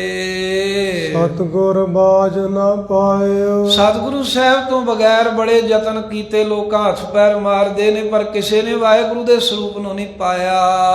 ਸਭ ਥਕੀ ਕਰਮ ਕਮਾਏ। ਸਾਰੀ ਸ੍ਰਿਸ਼ਟੀ ਕਰਮ ਕਮਾ ਥਾਕੀ। ਕੋਈ ਵਰਤ ਰੱਖਦਾ, ਕੋਈ ਜਲ ਧਾਰੇ ਕਰਦਾ, ਕੋਈ ਵੇਦ ਪੜਦਾ, ਕੋਈ ਕੁਝ ਕਰਦਾ, ਕੋਈ ਕੁਝ ਕਰਦਾ। ਥੱਕ ਗਏ, ਹਾਰ ਗਏ, ਹੰਭ ਗਏ, ਦੁਖੀ ਹੋ ਗਏ। ਅਖੀਰ ਕਹਿੰਦੇ ਨਹੀਂ, ਆਨੰਦ ਹੀ ਨਹੀਂ ਆਇਆ। ਗੁਰੂ ਤੋਂ ਬਗੈਰ ਕਿਸੇ ਨੂੰ ਆਨੰਦ, ਨਾਮ, ਸਰੂਪ, ਗਿਆਨ ਪ੍ਰਾਪਤ ਨਹੀਂ ਹੁੰਦਾ ਜੀ। ਹਾਂ ਸਤਿਗੁਰ ਵਿਟੋਂ ਕਮਾਇਆ। ਇਸੇ ਕਰਕੇ ਪਾਤਸ਼ਾਹ ਕਹਿੰਦੇ ਅਸੀਂ ਆਪਣੇ ਸਤਿਗੁਰੂ ਅਕਾਲ ਪੁਰਖ ਦੇ ਵਿਟੋਂ ਉੱਪਰੋਂ ਵਾਰਿਆ ਜਾਂਦੇ ਆ, ਘੁਮਾਇਆ, ਆਪਣੇ ਆਪ ਨੂੰ ਘੁਮਾਉਂਦੇ ਆ, ਕੁਰਬਾਨ ਸਦਕੇ ਕਰਦੇ ਆ ਵੀ ਮਹਾਰਾਜ ਤੁਸੀਂ ਧੰਨੋ ਜਿਨ੍ਹਾਂ ਸਾਨੂੰ ਨਾਮਦਾਨ ਗਿਆਨ ਬਖਸ਼ਿਆ ਏ। ਜਿਨ ਬ੍ਰਹਮ ਭੁੱਲਾ ਮਾਰਗ ਪਾਇਆ। ਜਿਸ ਅਕਾਲ ਪੁਰਖ ਵਾਹਿਗੁਰੂ ਨੇ ਭਰਮ ਵਿੱਚ ਭੁੱਲੇ ਹੋਏ ਜੀਵਾਂ ਦੇ ਤਾਈਂ ਮਾਰਗ ਸਿੱਧੇ ਰਸਤੇ ਦੇ ਉੱਤੇ ਪਾ ਦਿੱਤਾ ਹੈ। ਪਰਮੇਸ਼ਰ ਦੀ ਪ੍ਰਾਪਤੀ ਵਾਲਾ ਜੋ ਰਸਤਾ ਏ। ਨਜ਼ਰ ਕਰੇ ਜੇ ਆਪਣੀ। ਇਹ ਮਹਾਰਾਜ ਸਾਹਿਬ ਜੇ ਆਪ ਹੀ ਆਪਣੀ ਨਜ਼ਰ ਦਇਆ ਦ੍ਰਿਸ਼ਟੀ ਕਰ ਦੇਵੇ ਜੀਵਾਂ ਦੇ ਉੱਪਰ, ਆਪੇ ਲਏ ਰਲਾਏ ਜੀਓ। ਆਪਣੇ ਨਾਲ ਇਹ ਪਿਆਰੇ ਜੀ ਆਪ ਹੀ ਫਿਰ ਰਲਾਏ ਕੀ ਹੁੰਦਾ, ਰਲਾ ਲੈਣਾ, ਆਪਣੇ ਵਿੱਚ ਮੇਲ ਲੈਣਾ। ਆਪ ਦਇਆ ਦ੍ਰਿਸ਼ਟੀ ਕਰਕੇ ਵਾਹਿਗੁਰੂ ਗੁਰਾਂ ਦੇ ਰਾਹੀਂ ਆਪਣੇ ਨਾਲ ਰਲਾਏ, ਰਲਾ ਲੈਂਦਾ, ਮੇਲ ਲੈਂਦਾ ਹੈ। ਜਾਂ ਨਾਮ ਜਪਣ ਵਾਲਿਆਂ ਦੀ ਸੰਗਤ ਵਿੱਚ ਰਲਾ ਦਿੰਦਾ ਹੈ ਜੀ, ਜਿਸ ਦਾ ਸਦਕਾ ਵਾਹਿਗੁਰੂ ਮਿਲਦਾ ਏ। ਤੂੰ ਸਭਨਾ ਮਾਏ ਸਮਾਇਆ। ਇਹ ਵਾਹਿਗੁਰੂ ਤੂੰ ਸਾਰਿਆਂ ਜੀਵਾਂ ਦੇ ਵਿੱਚ ਸਮਾਇਆ ਹੋਇਆ, ਜਿੰਨੇ ਵੀ ਪੈਦਾ ਕੀਤੇ ਹਨ। ਤਿਨ ਕਰਤਾ ਆਪ ਲਗਾਇਆ। ਪਰ ਵੇਖੋ ਸਮਾਇਆ ਤਾਂ ਮਹਾਰਾਜ ਤੂੰ ਸਾਰਿਆਂ ਵਿੱਚ ਹੈ। ਤਿੰਨ ਕਰਤਾ ਹੈ ਕਰਤੇ, ਉਹਨਾਂ ਤਿੰਨ ਪੈਦਾ ਕੀਤੇ ਹੋਏ ਜਿਹੜੇ ਤੇਰੇ ਜੀਵ ਨੇ, ਆਪ ਲੁਕਾਇਆ ਆਪਣਾ ਆਪ ਉਹਨਾਂ 'ਚ ਤੂੰ ਲੁਕਾ ਕੇ ਰੱਖਿਆ। ਸਮਾਇਆ ਤੂੰ ਸਾਰਿਆਂ 'ਚ ਹੈ, ਪਰ ਉਂਝ ਨਹੀਂ ਦੇਖਦਾ ਜਿੰਨਾ ਚਿਰ ਗੁਰੂ ਸਾਹਿਬ ਜੀ ਕਿਰਪਾ ਨਾ ਕਰਨ। ਆਪਣੇ ਆਪ ਨੂੰ ਤੂੰ ਛੁਪਾ ਕੇ ਰੱਖਿਆ ਹੋਇਆ ਹੈ। ਜਾਂ ਤਿੰਨ ਕਰਤਾ, ਤਿਸ ਕਰਤੇ ਅਕਾਲ ਪੁਰਖ ਨੇ ਆਪ ਲੁਕਾਇਆ, ਆਪਣਾ ਸਰੂਪ ਲੁਕਾਇਆ ਹੋਇਆ ਹੈ, ਜੋ ਗੁਰੂ ਦੇ ਰਾਹੀਂ ਹੀ ਪ੍ਰਗਟ ਹੁੰਦਾ ਹੈ ਜੀ। ਨਾਨਕ ਗੁਰਮੁਖ ਪ੍ਰਗਟ ਹੋਇਆ। ਮਹਾਰਾਜ ਪ੍ਰਗਟ ਵੀ ਹੋਇਆ ਕਿਸੇ ਨੂੰ ਕਹਿੰਦੇ ਗੁਰਮੁਖਾਂ ਨੂੰ, ਗੁਰੂ ਸਾਹਿਬ ਦੇ ਦੁਆਰਾ ਜਿਹੜੇ ਗੁਰੂ ਦੀ ਸ਼ਰਨ ਆਏ ਨੇ, ਨਾਮ ਜਪਦੇ ਨੇ, ਉਹਨਾਂ ਗੁਰਮੁਖਾਂ ਨੂੰ ਉਹ ਗੁਪਤ ਰੂਪ ਵਿੱਚ ਵਸਦਾ ਪਰਮੇਸ਼ਰ ਜੋ ਹੈ ਉਹ ਪ੍ਰਗਟ ਹੋ ਆਇਆ ਹੈ। ਉਹਨਾਂ ਨੂੰ ਪ੍ਰਤੱਖ ਸਾਰਿਆਂ 'ਚ ਵਾਹਿਗੁਰੂ ਦੀ ਜੋਤ ਦੇ ਦਰਸ਼ਨ ਹੋ ਜਾਂਦੇ ਨੇ। ਜੰਗ ਜੋਤ ਤਰੀ ਕਰਤਾਰ ਪਰ ਪ੍ਰਗਟ ਕਿਹਨਾਂ ਨੂੰ ਹੋਇਆ? ਗੁਰਮੁਖਾਂ ਨੂੰ। ਜਾ ਕੋ ਜੋਤ ਧਰੀ ਕਰਤਾਰ ਜੀਓ। ਕਰਤਾਰ ਜੀ ਦੇ ਕਰ ਹੱਥ ਦੇ ਵਿੱਚ ਸਾਡੀ ਰੋਜੀ ਰੋਟੀ ਰੂਪੀ ਸਵਾਸਾਂ ਰੂਪੀ ਡੋਰੀ ਪਕੜੀ ਹੋਈ ਹੈ, ਜਿਨ੍ਹਾਂ ਦੇ ਅੰਦਰ ਮਾਲਕ ਨੇ ਆਪਣੀ ਜੋਤ ਧਰੀ ਰੱਖ ਦਿੱਤੀ। ਜੋਤ ਕੀ ਹੈ? ਆਤਮ ਵਿਸ਼ੈਣੀ ਬੁੱਧ, ਜਾਂ ਜੋਤ ਕੀ ਹੈ? ਗਿਆਤ, ਗਿਆਨ, ਸਮਝ, ਜਿਨ੍ਹਾਂ ਦੇ ਅੰਦਰ ਗੁਰੂ ਸਾਹਿਬ ਦੁਆਰਾ ਆਪਣੇ ਸਰੂਪ ਦੀ ਗਿਆਤ ਰੱਖ ਦਿੱਤੀ ਹੈ, ਜਿਨ੍ਹਾਂ ਦੇ ਅੰਦਰ ਜੋਤ ਬੁੱਧ ਆਤਮ ਵਿਸ਼ੈਣੀ ਪਰਮੇਸ਼ਰ ਨੇ ਧਰ ਦਿੱਤੀ ਹੈ, ਉਹਨਾਂ ਨੂੰ ਵਾਹਿਗੁਰੂ ਪ੍ਰਗਟ ਰੂਪ ਵਿੱਚ ਹੋ ਕਰਕੇ ਦਿਖਦਾ ਹੈ ਜੀ। ਆਪੇ ਖਸਮ ਨਿਵਾਜਿਆ। ਆਪੇ ਆਪ ਹੀ ਖਸਮ ਮਾਲਕ ਨੇ ਤਿਨਾਂ ਜੀਵਾਂ ਦੇ ਤਾਈ ਨਿਵਾਜਿਆ, ਨਿਵਾਜਣਾ ਕੀਤਾ ਹੈ, ਵਡਿਆਉਣਾ ਕੀਤਾ ਹੈ। ਜੀਓ ਪਿੰਡ ਦੇ ਸਾਜਿਆ। ਜੀਓ ਆਪ ਹੀ ਜਿੰਦ ਦੇ ਕਰਕੇ ਮਹਾਰਾਜ ਸਾਹਿਬ ਨੇ ਆਪ ਹੀ ਪਿੰਡ ਸਰੀਰ ਬਣਾ ਕੇ ਸੋਹਣੇ ਅੰਗਾਂ ਪ੍ਰਤੰਗਾਂ ਨਾਲ ਜਿਨ੍ਹਾਂ ਜੀਵਾਂ ਨੂੰ ਸਾਜਿਆ ਹੈ, ਉਹਨਾਂ ਨੂੰ ਆਪ ਹੀ ਮਾਲਕ ਨਿਵਾਜਦਾ ਵਡਿਆਉਂਦਾ ਹੈ ਨਾਮ ਦੇ ਕੇ। ਆਪਣੇ ਸੇਵਕ ਕੀ ਪੈਜ ਰੱਖੀ। ਜਿਹੜੇ ਮਾਨ ਅਭਿਮਾਨ ਤਿਆਗ ਕੇ ਸੇਵਕ ਬਣੇ ਹਨ, ਉਹਨਾਂ ਸੇਵਕਾਂ ਦੀ ਆਪ ਹੀ ਪਰਮੇਸ਼ਰ ਪੈਜ ਇੱਜ਼ਤ ਲੋਕ ਪਰਲੋਕ ਵਿੱਚ ਸਾਬਤ ਰੱਖਦਾ ਏ। ਦੋਏ ਘਰ ਮਸਤਕ ਧਾਰ ਜੀ। ਰੱਖਦਾ ਕਿਵੇਂ ਆ? ਦੋਏ ਘਰ ਆਪਣੇ ਦੋਵੇਂ ਹੱਥ ਮੱਥੇ ਤੇ ਰੱਖ ਕੇ। ਦੋ ਹੱਥ ਕਿਹੜੇ ਨੇ ਰੱਬ ਦੇ? ਜੋ ਕਿਰਪਾ ਤੇ ਰੋਜੀ ਰੂਪੀ ਦੋ ਮਾਲਕ ਦੇ ਹੱਥ ਹਨ। ਆਪਣੀ ਕਿਰਪਾ ਬਖਸ਼ਿਸ਼ ਦੁਆਰਾ ਅੰਤःਕਰਨ ਰੂਪੀ ਮੱਥੇ ਤੇ ਭਾਵ ਕੇ ਅੰਤःਕਰਨ ਵਿੱਚ ਆਪਣੀ ਰਹਿਮਤ ਦੀ ਦ੍ਰਿਸ਼ਟੀ ਦੇ ਨਾਲ ਪਰਮੇਸ਼ਰ ਅਕਾਲ ਪੁਰਖ ਆਪਣੇ ਸੇਵਕਾਂ ਨੂੰ ਲੋਕ ਪਰਲੋਕ ਵਿੱਚ ਰੱਖ ਲੈਂਦਾ, ਮਾੜੇ ਪਾਸੇ ਜਾਣੋ ਇੱਜ਼ਤ ਬਚਾਉਂਦਾ ਹੈ ਜੀ। ਸਭ ਸੰਜਮ ਰਹੇ ਸਿਆਣ। ਤੇ ਜਿਨ੍ਹਾਂ ਦੇ ਉੱਤੇ ਮਾਲਕ ਦੀ ਕਿਰਪਾ ਹੋਈ ਹੈ, ਉਹ ਫਿਰ ਗੁਰਮੁਖ ਜਿਹੜੇ ਹਨ ਕਿਸੇ ਤਰ੍ਹਾਂ ਦੇ ਹੋਰ ਯਤਨ ਨਹੀਂ ਕਰਦੇ, ਸਭ ਸੰਜਮ ਰਹੇ ਸਿਆਣਪਾ। ਉਹ ਕਹਿੰਦੇ ਨੇ ਵੀ ਸਾਡੇ ਸਾਰੇ ਜਿਹੜੇ ਸੰਜਮ ਨੇ, ਕਿਸੇ ਤਰ੍ਹਾਂ ਦੇ ਹੋਰ ਸਾਧਨ ਕਰਨੇ, ਕਿਸੇ ਤਰ੍ਹਾਂ ਦੇ ਨਿਯਮ ਰੱਖਣੇ, ਤੇ ਜੋ ਕੁਝ ਸਿਆਣਪਾਂ ਸੰਸਾਧਨ ਕਰਨ ਦੀਆਂ ਸਾਰੀਆਂ ਰਹਿ ਗਈਆਂ ਹਨ। ਮੇਰਾ ਪ੍ਰਭ ਸਭ ਕਿਛ ਜਾਣ। ਕਿਉਂਕਿ ਗੁਰਮੁਖਾਂ ਦਾ ਭਰੋਸਾ ਹੈ ਜਿਹੜਾ ਮੇਰਾ ਮਾਲਕ ਪ੍ਰਭੂ ਹੈ, ਉਹ ਤਾਂ ਸਾਰਾ ਕੁਝ ਜਾਣਦਾ ਹੈ, ਦਿਲਾਂ ਦੀਆਂ ਗੱਲਾਂ ਸਮਝਦਾ ਹੈ। ਉਹਦੇ ਅੱਗੇ ਸਿਆਣਪਾਂ ਕਰਕੇ ਕੀ ਕਰਾਂਗੇ? ਉਹਦੇ ਅੱਗੇ ਆ ਸੰਜਮ ਸਾਧਨਾਂ ਦੀਆਂ ਚਤੁਰਾਈਆਂ ਸਾਡੀਆਂ ਕਿਸੇ ਕੰਮ ਨਹੀਂ ਆਉਣੀਆਂ। ਉੱਥੇ ਤਾਂ ਝੋਕੀ ਜਾਣਾ ਠੀਕ ਹੈ। ਇਸ ਤਰ੍ਹਾਂ ਜਾਣ ਕੇ ਗੁਰਮੁਖਾਂ ਦੇ ਸੰਜਮ ਸਿਆਣਪਾਂ ਕਰਨੀਆਂ ਸਭ ਰਹਿ ਗਈਆਂ ਹਨ ਕਿ ਮੇਰਾ ਮਾਲਕ ਸਭ ਦੇ ਦਿਲਾਂ ਦੀ ਜਾਣਦਾ ਏ। ਪ੍ਰਗਟ ਪ੍ਰਤਾਪ ਵਰਤਾਇਓ। ਉਹਨੇ ਪਰਮੇਸ਼ਰ ਨੇ ਜਿਹੜੇ ਭਗਤ ਜਨ ਮਾਲਕ ਦੇ ਆਸਰੇ ਤੇ ਹੋ ਗਏ ਨੇ, ਗੁਰੂ ਨਾਨਕ ਦੇਵ ਸਾਹਿਬ ਕਹਿੰਦੇ ਆਪਣੇ ਭਗਤਾਂ ਦਾ ਪ੍ਰਗਟ ਰੂਪ ਦੇ ਵਿੱਚ ਹੀ ਜਿਹੜਾ ਪ੍ਰਤਾਪ ਹੈ ਨਾ, ਵਰਤਾਇਓ, ਵਰਤਾ ਦਿੱਤਾ। ਆਪਣੇ ਭਗਤਾਂ ਦਾ ਜਸ ਸਾਰੇ ਸੰਸਾਰ ਵਿੱਚ ਪ੍ਰਗਟ ਹੀ ਮਾਲਕ ਨੇ ਜਿਹੜਾ ਹੈ ਇਹ ਗੱਲ ਫੈਲਾ ਦਿੱਤੀ ਹੈ। ਤੇਜ ਪ੍ਰਤਾਪ, ਆਪਣੇ ਭਗਤਾਂ ਦੀ ਵਡਿਆਈ, ਆਪਣੇ ਭਗਤਾਂ ਦਾ ਜਸ ਪ੍ਰਗਟ ਹੀ ਵਰਤਾ ਦਿੱਤਾ ਹੈ ਜੀ। ਸਭ ਲੋਕ ਕਰੈ ਜੈਕਾਰ ਜੀ। ਤੇ ਸਾਰੇ ਲੋਕ ਵਾਹਿਗੁਰੂ ਦੇ ਸੰਤਾਂ ਭਗਤਾਂ ਦੀ ਜੈ ਜੈਕਾਰ ਕਰਦੇ ਹਨ ਜੀ। ਸਾਰੇ ਵਾਹਿਗੁਰੂ ਦੇ ਪਿਆਰਿਆਂ ਦੇ ਗੁਣ ਗਾਉਂਦੇ ਨੇ, ਤੇ ਮਾਲਕ ਨੇ ਆਪ ਹੀ ਆਪਣੇ ਪਿਆਰਿਆਂ ਦੇ ਗੁਣ ਗਵਾਏ ਹਨ ਜੀ। ਮੇਰੇ ਗੁਣ ਅਵਗਨ ਨਾ ਵਿਚਾਰਿਆ, ਮੇਰੇ ਗੁਣ ਅਵਗਨ ਨਾ ਵਿਚਾਰਿਆ। ਸਤਿਗੁਰੂ ਨਾਨਕ ਦੇਵ ਸਾਹਿਬ ਕਹਿੰਦੇ ਵੀ ਮੇਰੇ ਵਿੱਚ ਗੁਣ ਤਾਂ ਹੈ ਕੋਈ ਨਹੀਂ ਸੀ, ਸਿੱਖ ਮੁਖ ਦੁਆਰਾ ਬਚਨ ਹੈ, ਤੇ ਅਵਗਣ ਗੁਨਾਹ ਮੇਰਾ ਕੋਈ ਪਰਮੇਸ਼ਰ ਨੇ ਵਿਚਾਰਿਆ ਹੀ ਨਹੀਂ, ਐਸੀ ਬਖਸ਼ਿਸ਼ ਕੀਤੀ। ਗੁਣ ਕੋਈ ਹੈ ਨਹੀਂ ਸੀ ਤੇ ਅਵਗਣ ਮੇਰੇ ਜਿਹੜੇ ਹਨ ਉਹ ਮਾਲਕ ਨੇ ਵੇਖੇ ਹੀ ਨਹੀਂ, ਨਜ਼ਰਅੰਦਾਜ਼ ਹੀ ਕਰ ਦਿੱਤੇ। ਪ੍ਰਭ ਆਪਣਾ ਬਿਰਦ ਸਮਾਰਿਆ, ਪ੍ਰਭੂ ਸਮਰੱਥ ਪਰਮੇਸ਼ਰ ਨੇ ਤਾਂ ਆਪਣਾ ਬਿਰਦ ਬਾਣੇ ਦੀ ਲਾਜ ਰੱਖੀ ਹੈ, ਜਿਹੜਾ ਉਹਦਾ ਬਖਸ਼ਿੰਦ ਧਰਮ ਸੀ, ਸੁਭਾਅ ਸੀ, ਉਸ ਸੁਭਾਅ ਮੁਤਾਬਕ ਹੀ ਸੰਭਾਲਿਆ, ਉਸ ਨੂੰ ਸੰਭਾਲਿਆ, ਚੇਤੇ ਕੀਤਾ ਹੈ, ਰਹਿਮਤ ਕੀਤੀ ਹੈ ਮਾਲਕ ਨੇ। ਸਾਡੇ ਗੁਣ ਅਵਗੁਣਾਂ ਦੀ ਵਿਚਾਰ ਨਾ ਕਰਦਿਆਂ ਹੋਇਆਂ ਆਪਣੇ ਧਰਮ ਦੇ ਮੁਤਾਬਕ ਸ਼ਰਨ ਆਇਆ ਜਾਣ ਕੇ। ਕੰਠ ਲਾਏ ਕੈ ਰੱਖਿਓ, ਆਪਣੇ ਕਹਿੰਦੇ ਵੀ ਕੰਠ ਦੇ ਨਾਲ ਲਾ ਕੇ ਸਾਨੂੰ ਰੱਖ ਲਿਆ ਹੈ, ਸੰਸਾਰ ਦੇ ਦੁੱਖਾਂ ਤੇ ਜੰਮਣ ਮਰਨ ਵੱਲੋਂ ਆਪਣੀ ਸ਼ਰਨ ਵਿੱਚ ਰੱਖ ਲਿਆ ਹੈ। ਮਾਲਕ ਦਾ ਸੁਭਾਅ ਹੈ, ਜੋ ਸ਼ਰਨ ਆਵੇ ਤਿਸ ਕੰਠ ਲਾਵੇ ਬਿਰਧ ਸੁਆਮੀ ਸੰਦਾ। ਇਹ ਸੁਆਮੀ ਦਾ ਸੁਭਾਅ ਹੈ, ਗੁਣ ਅਵਗਣ ਨਹੀਂ ਵੇਖਦਾ ਫਿਰ ਜਿਹੜਾ ਇੱਕ ਵਾਰ ਢਹਿ ਜਾਵੇ ਦਰ ਤੇ ਸਤਿਗੁਰੂ ਸਾਹਿਬ ਜੀ ਕਹਿੰਦੇ ਆਪਣੇ ਸੇਵਕਾਂ ਨੂੰ ਸਾਨੂੰ ਵਾਹਿਗੁਰੂ ਨੇ ਆਪਣੇ ਕੰਠ ਦੇ ਨਾਲ, ਆਪਣੇ ਗਲੇ ਨਾਲ, ਆਪਣੀ ਤੇ ਮਾਲਕ ਨੇ ਜਦੋਂ ਸਾਨੂੰ ਆਪਣੇ ਸਰੂਪ ਦੇ ਨਾਲ ਮਿਲਿਆ, ਹੁਣ ਤੱਤੀ ਵਾਹ ਨਹੀਂ ਲੱਗੇਗੀ ਪਿਆਰੇ ਜੀ। ਤੱਤੀ ਵਾਹ ਮਾਤਾ ਦੇ ਗਰਭ ਦਾ ਜੋ ਸੇਕ ਹੈ, ਜੰਮਣ ਮਰਨ ਦਾ ਸੇਕ ਹੈ, ਕਾਲ ਦਾ ਸੇਕ ਹੈ, ਨਰਕਾਂ ਦੀ ਅੱਗ ਹੈ, ਕਿਸੇ ਤਰ੍ਹਾਂ ਦੇ ਦੁੱਖਾਂ ਦੀ ਅੱਗ ਹੈ, ਤੱਤੀ ਵਾਹ ਨਹੀਂ ਲੱਗਦੀ, ਕਿਸੇ ਤਰ੍ਹਾਂ ਦੀ ਬਿਪਤਾ ਨਹੀਂ ਹੁਣ ਨੇੜੇ ਆਉਂਦੀ ਜੀ। ਮੈਂ ਮਨ ਤਨ ਪ੍ਰਭੂ ਧਿਆਇਆ, ਪਾਤਸ਼ਾਹ ਜੀ ਕਹਿੰਦੇ ਅਸੀਂ ਮਨ ਕਰਕੇ ਵੀ ਪਰਮੇਸ਼ਰ ਅਕਾਲ ਪੁਰਖ ਦਾ ਚਿੰਤਨ ਕੀਤਾ ਹੈ, ਮਨ ਦੁਆਰਾ ਧਿਆਨ ਲਾਇਆ ਹੈ, ਅਤੇ ਤਨ ਸਰੀਰ ਦੇ ਰੋਮ ਰੋਮ ਕਰਕੇ ਵੀ ਪ੍ਰਭੂ ਦੇ ਨਾਲ ਹੀ ਜੁੜੇ ਹੋਏ ਆ ਸਿਮਰਨ ਵਿੱਚ। ਜੀਏ ਇਛੜਿਆ ਫਲ ਪਾਇਆ, ਤੇ ਮਨੋ ਤਨ ਹੋ ਕੇ ਅਸੀਂ ਜੋ ਵਾਹਿਗੁਰੂ ਦਾ ਸਿਮਰਨ ਕੀਤਾ, ਇਹਦਾ ਸਦਕਾ ਜੀਏ ਇਛੜਿਆ ਫਲ ਪਾਇਆ। ਜਿਹੜਾ ਸਾਡੀ ਜਿੰਦ ਦੇ ਵਿੱਚ ਇੱਛਾ ਸੀ ਨਾ ਸਾਨੂੰ ਜੋ ਫਲ ਮਿਲੇ, ਉਹ ਅਸੀਂ ਗਿਆਨ ਧਰਮ ਅਰਥ ਕਾਮ ਮੁਰਮੋਖ ਰੂਪੀ ਫਲ ਜਿਹੜਾ ਹੈ ਉਹ ਪ੍ਰਾਪਤ ਕਰ ਲਿਆ ਹੈ। ਜੋ ਇੱਛਾ ਸੀ ਸਿਮਰਨ ਕਰਨ ਲੱਗਿਆ ਵੀ ਵਾਹਿਗੁਰੂ ਦਾ ਮੇਲ ਹੋਵੇ, ਉਹ ਅਸੀਂ ਆਪਣੇ ਜੀਏ ਇਛੜਿਆ ਫਲ ਪਾਇਆ। ਆਪਣੇ ਦਿਲ ਦੀ ਇੱਛਾ ਮੁਤਾਬਕ ਵਾਹਿਗੁਰੂ ਦਾ ਪ੍ਰਾਪਤੀ ਰੂਪੀ ਫਲ ਪਾ ਲਿਆ ਹੈ ਜੀ। ਸ਼ਾਹ ਪਾਤਸ਼ਾਹ ਸਿਰ ਖਸਮ ਤੂੰ, ਇਹ ਵਾਹਿਗੁਰੂ ਜੀ ਉਹ ਵੱਡੇ ਵੱਡੇ ਸ਼ਾਹੂਕਾਰ ਖਵਾਉਂਦੇ ਨੇ, ਕਈ ਸੇਠ ਧਨਾੜ ਧੰਨਾ ਸੇਠ, ਅਤੇ ਪਾਤਸ਼ਾਹ ਖਵਾਉਂਦੇ ਨੇ ਚੱਕਰਵਰਤੀ। ਭਾਵੇਂ ਕੋਈ ਸਾਹੂਕਾਰ ਹੈ, ਭਾਵੇਂ ਕੋਈ ਵੱਡਾ ਚੱਕਰਵਰਤੀ ਪਾਤਸ਼ਾਹ ਹੈ, ਸਾਹ ਪਾਤਸ਼ਾਹ ਸਿਰ ਖਸਮ ਤੂੰ, ਸਿਰ ਤੋਂ ਪਾਵੋ ਨਾ ਸਾਰਿਆਂ ਤੋਂ ਸ਼੍ਰੋਮਣੀ ਸਾਹੂਕਾਰ ਵੀ ਤੂੰ ਹੈ, ਉਹਨਾਂ ਤੋਂ ਸ਼੍ਰੋਮਣੀ ਪਾਤਸ਼ਾਹ ਵੀ ਤੂੰ ਹੈ। ਪਾਪ ਸਾਰਿਆਂ ਤੋਂ ਸ਼੍ਰੋਮਣੀ, ਸਾਰਿਆਂ ਦਾ ਤੂੰ ਖਸਮ ਮਾਲਕ ਹੈ, ਭਾਵੇਂ ਕਿੱਡਾ ਵੀ ਕੋਈ ਪਾਤਸ਼ਾਹ ਹੋਵੇ। ਜਪ ਨਾਨਕ ਜੀਵੈ ਨਾਉ ਜੀਓ, ਇਹ ਅਕਾਲ ਪੁਰਖ ਵਾਹਿਗੁਰੂ ਐਸੇ ਆਪ ਜੀ ਦੇ ਨਾਮ ਨੂੰ ਜਪ ਕਰਕੇ ਹੀ ਮੈਂ ਨਾਨਕ ਜੀਂਦਾ ਹਾਂ, ਤੇਰੇ ਸੇਵਕ ਦਾਸ ਤੇਰਾ ਨਾਮ ਜਪ ਕਰਕੇ ਹੀ ਜਿਉਂਦੇ ਹਨ। ਸਾਹ ਸਵਾਸ ਸਵਾਸ ਤੈਨੂੰ ਚੇਤੇ ਕਰਦੇ ਨੇ, ਤਾਂ ਹੀ ਉਹ ਆਪਣਾ ਜੀਵਨ ਮੰਨਦੇ ਹਨ ਜੀ। ਤੁਧ ਆਪੇ ਆਪ ਉਪਾਇਆ, ਤੁਧ ਆਪੇ ਆਪ ਮਹਾਰਾਜ ਆਪਣੇ ਆਪ ਤੋਂ ਹੀ ਤੁਸੀਂ ਇਹ ਸਾਰਾ ਸੰਸਾਰ ਪੈਦਾ ਕੀਤਾ।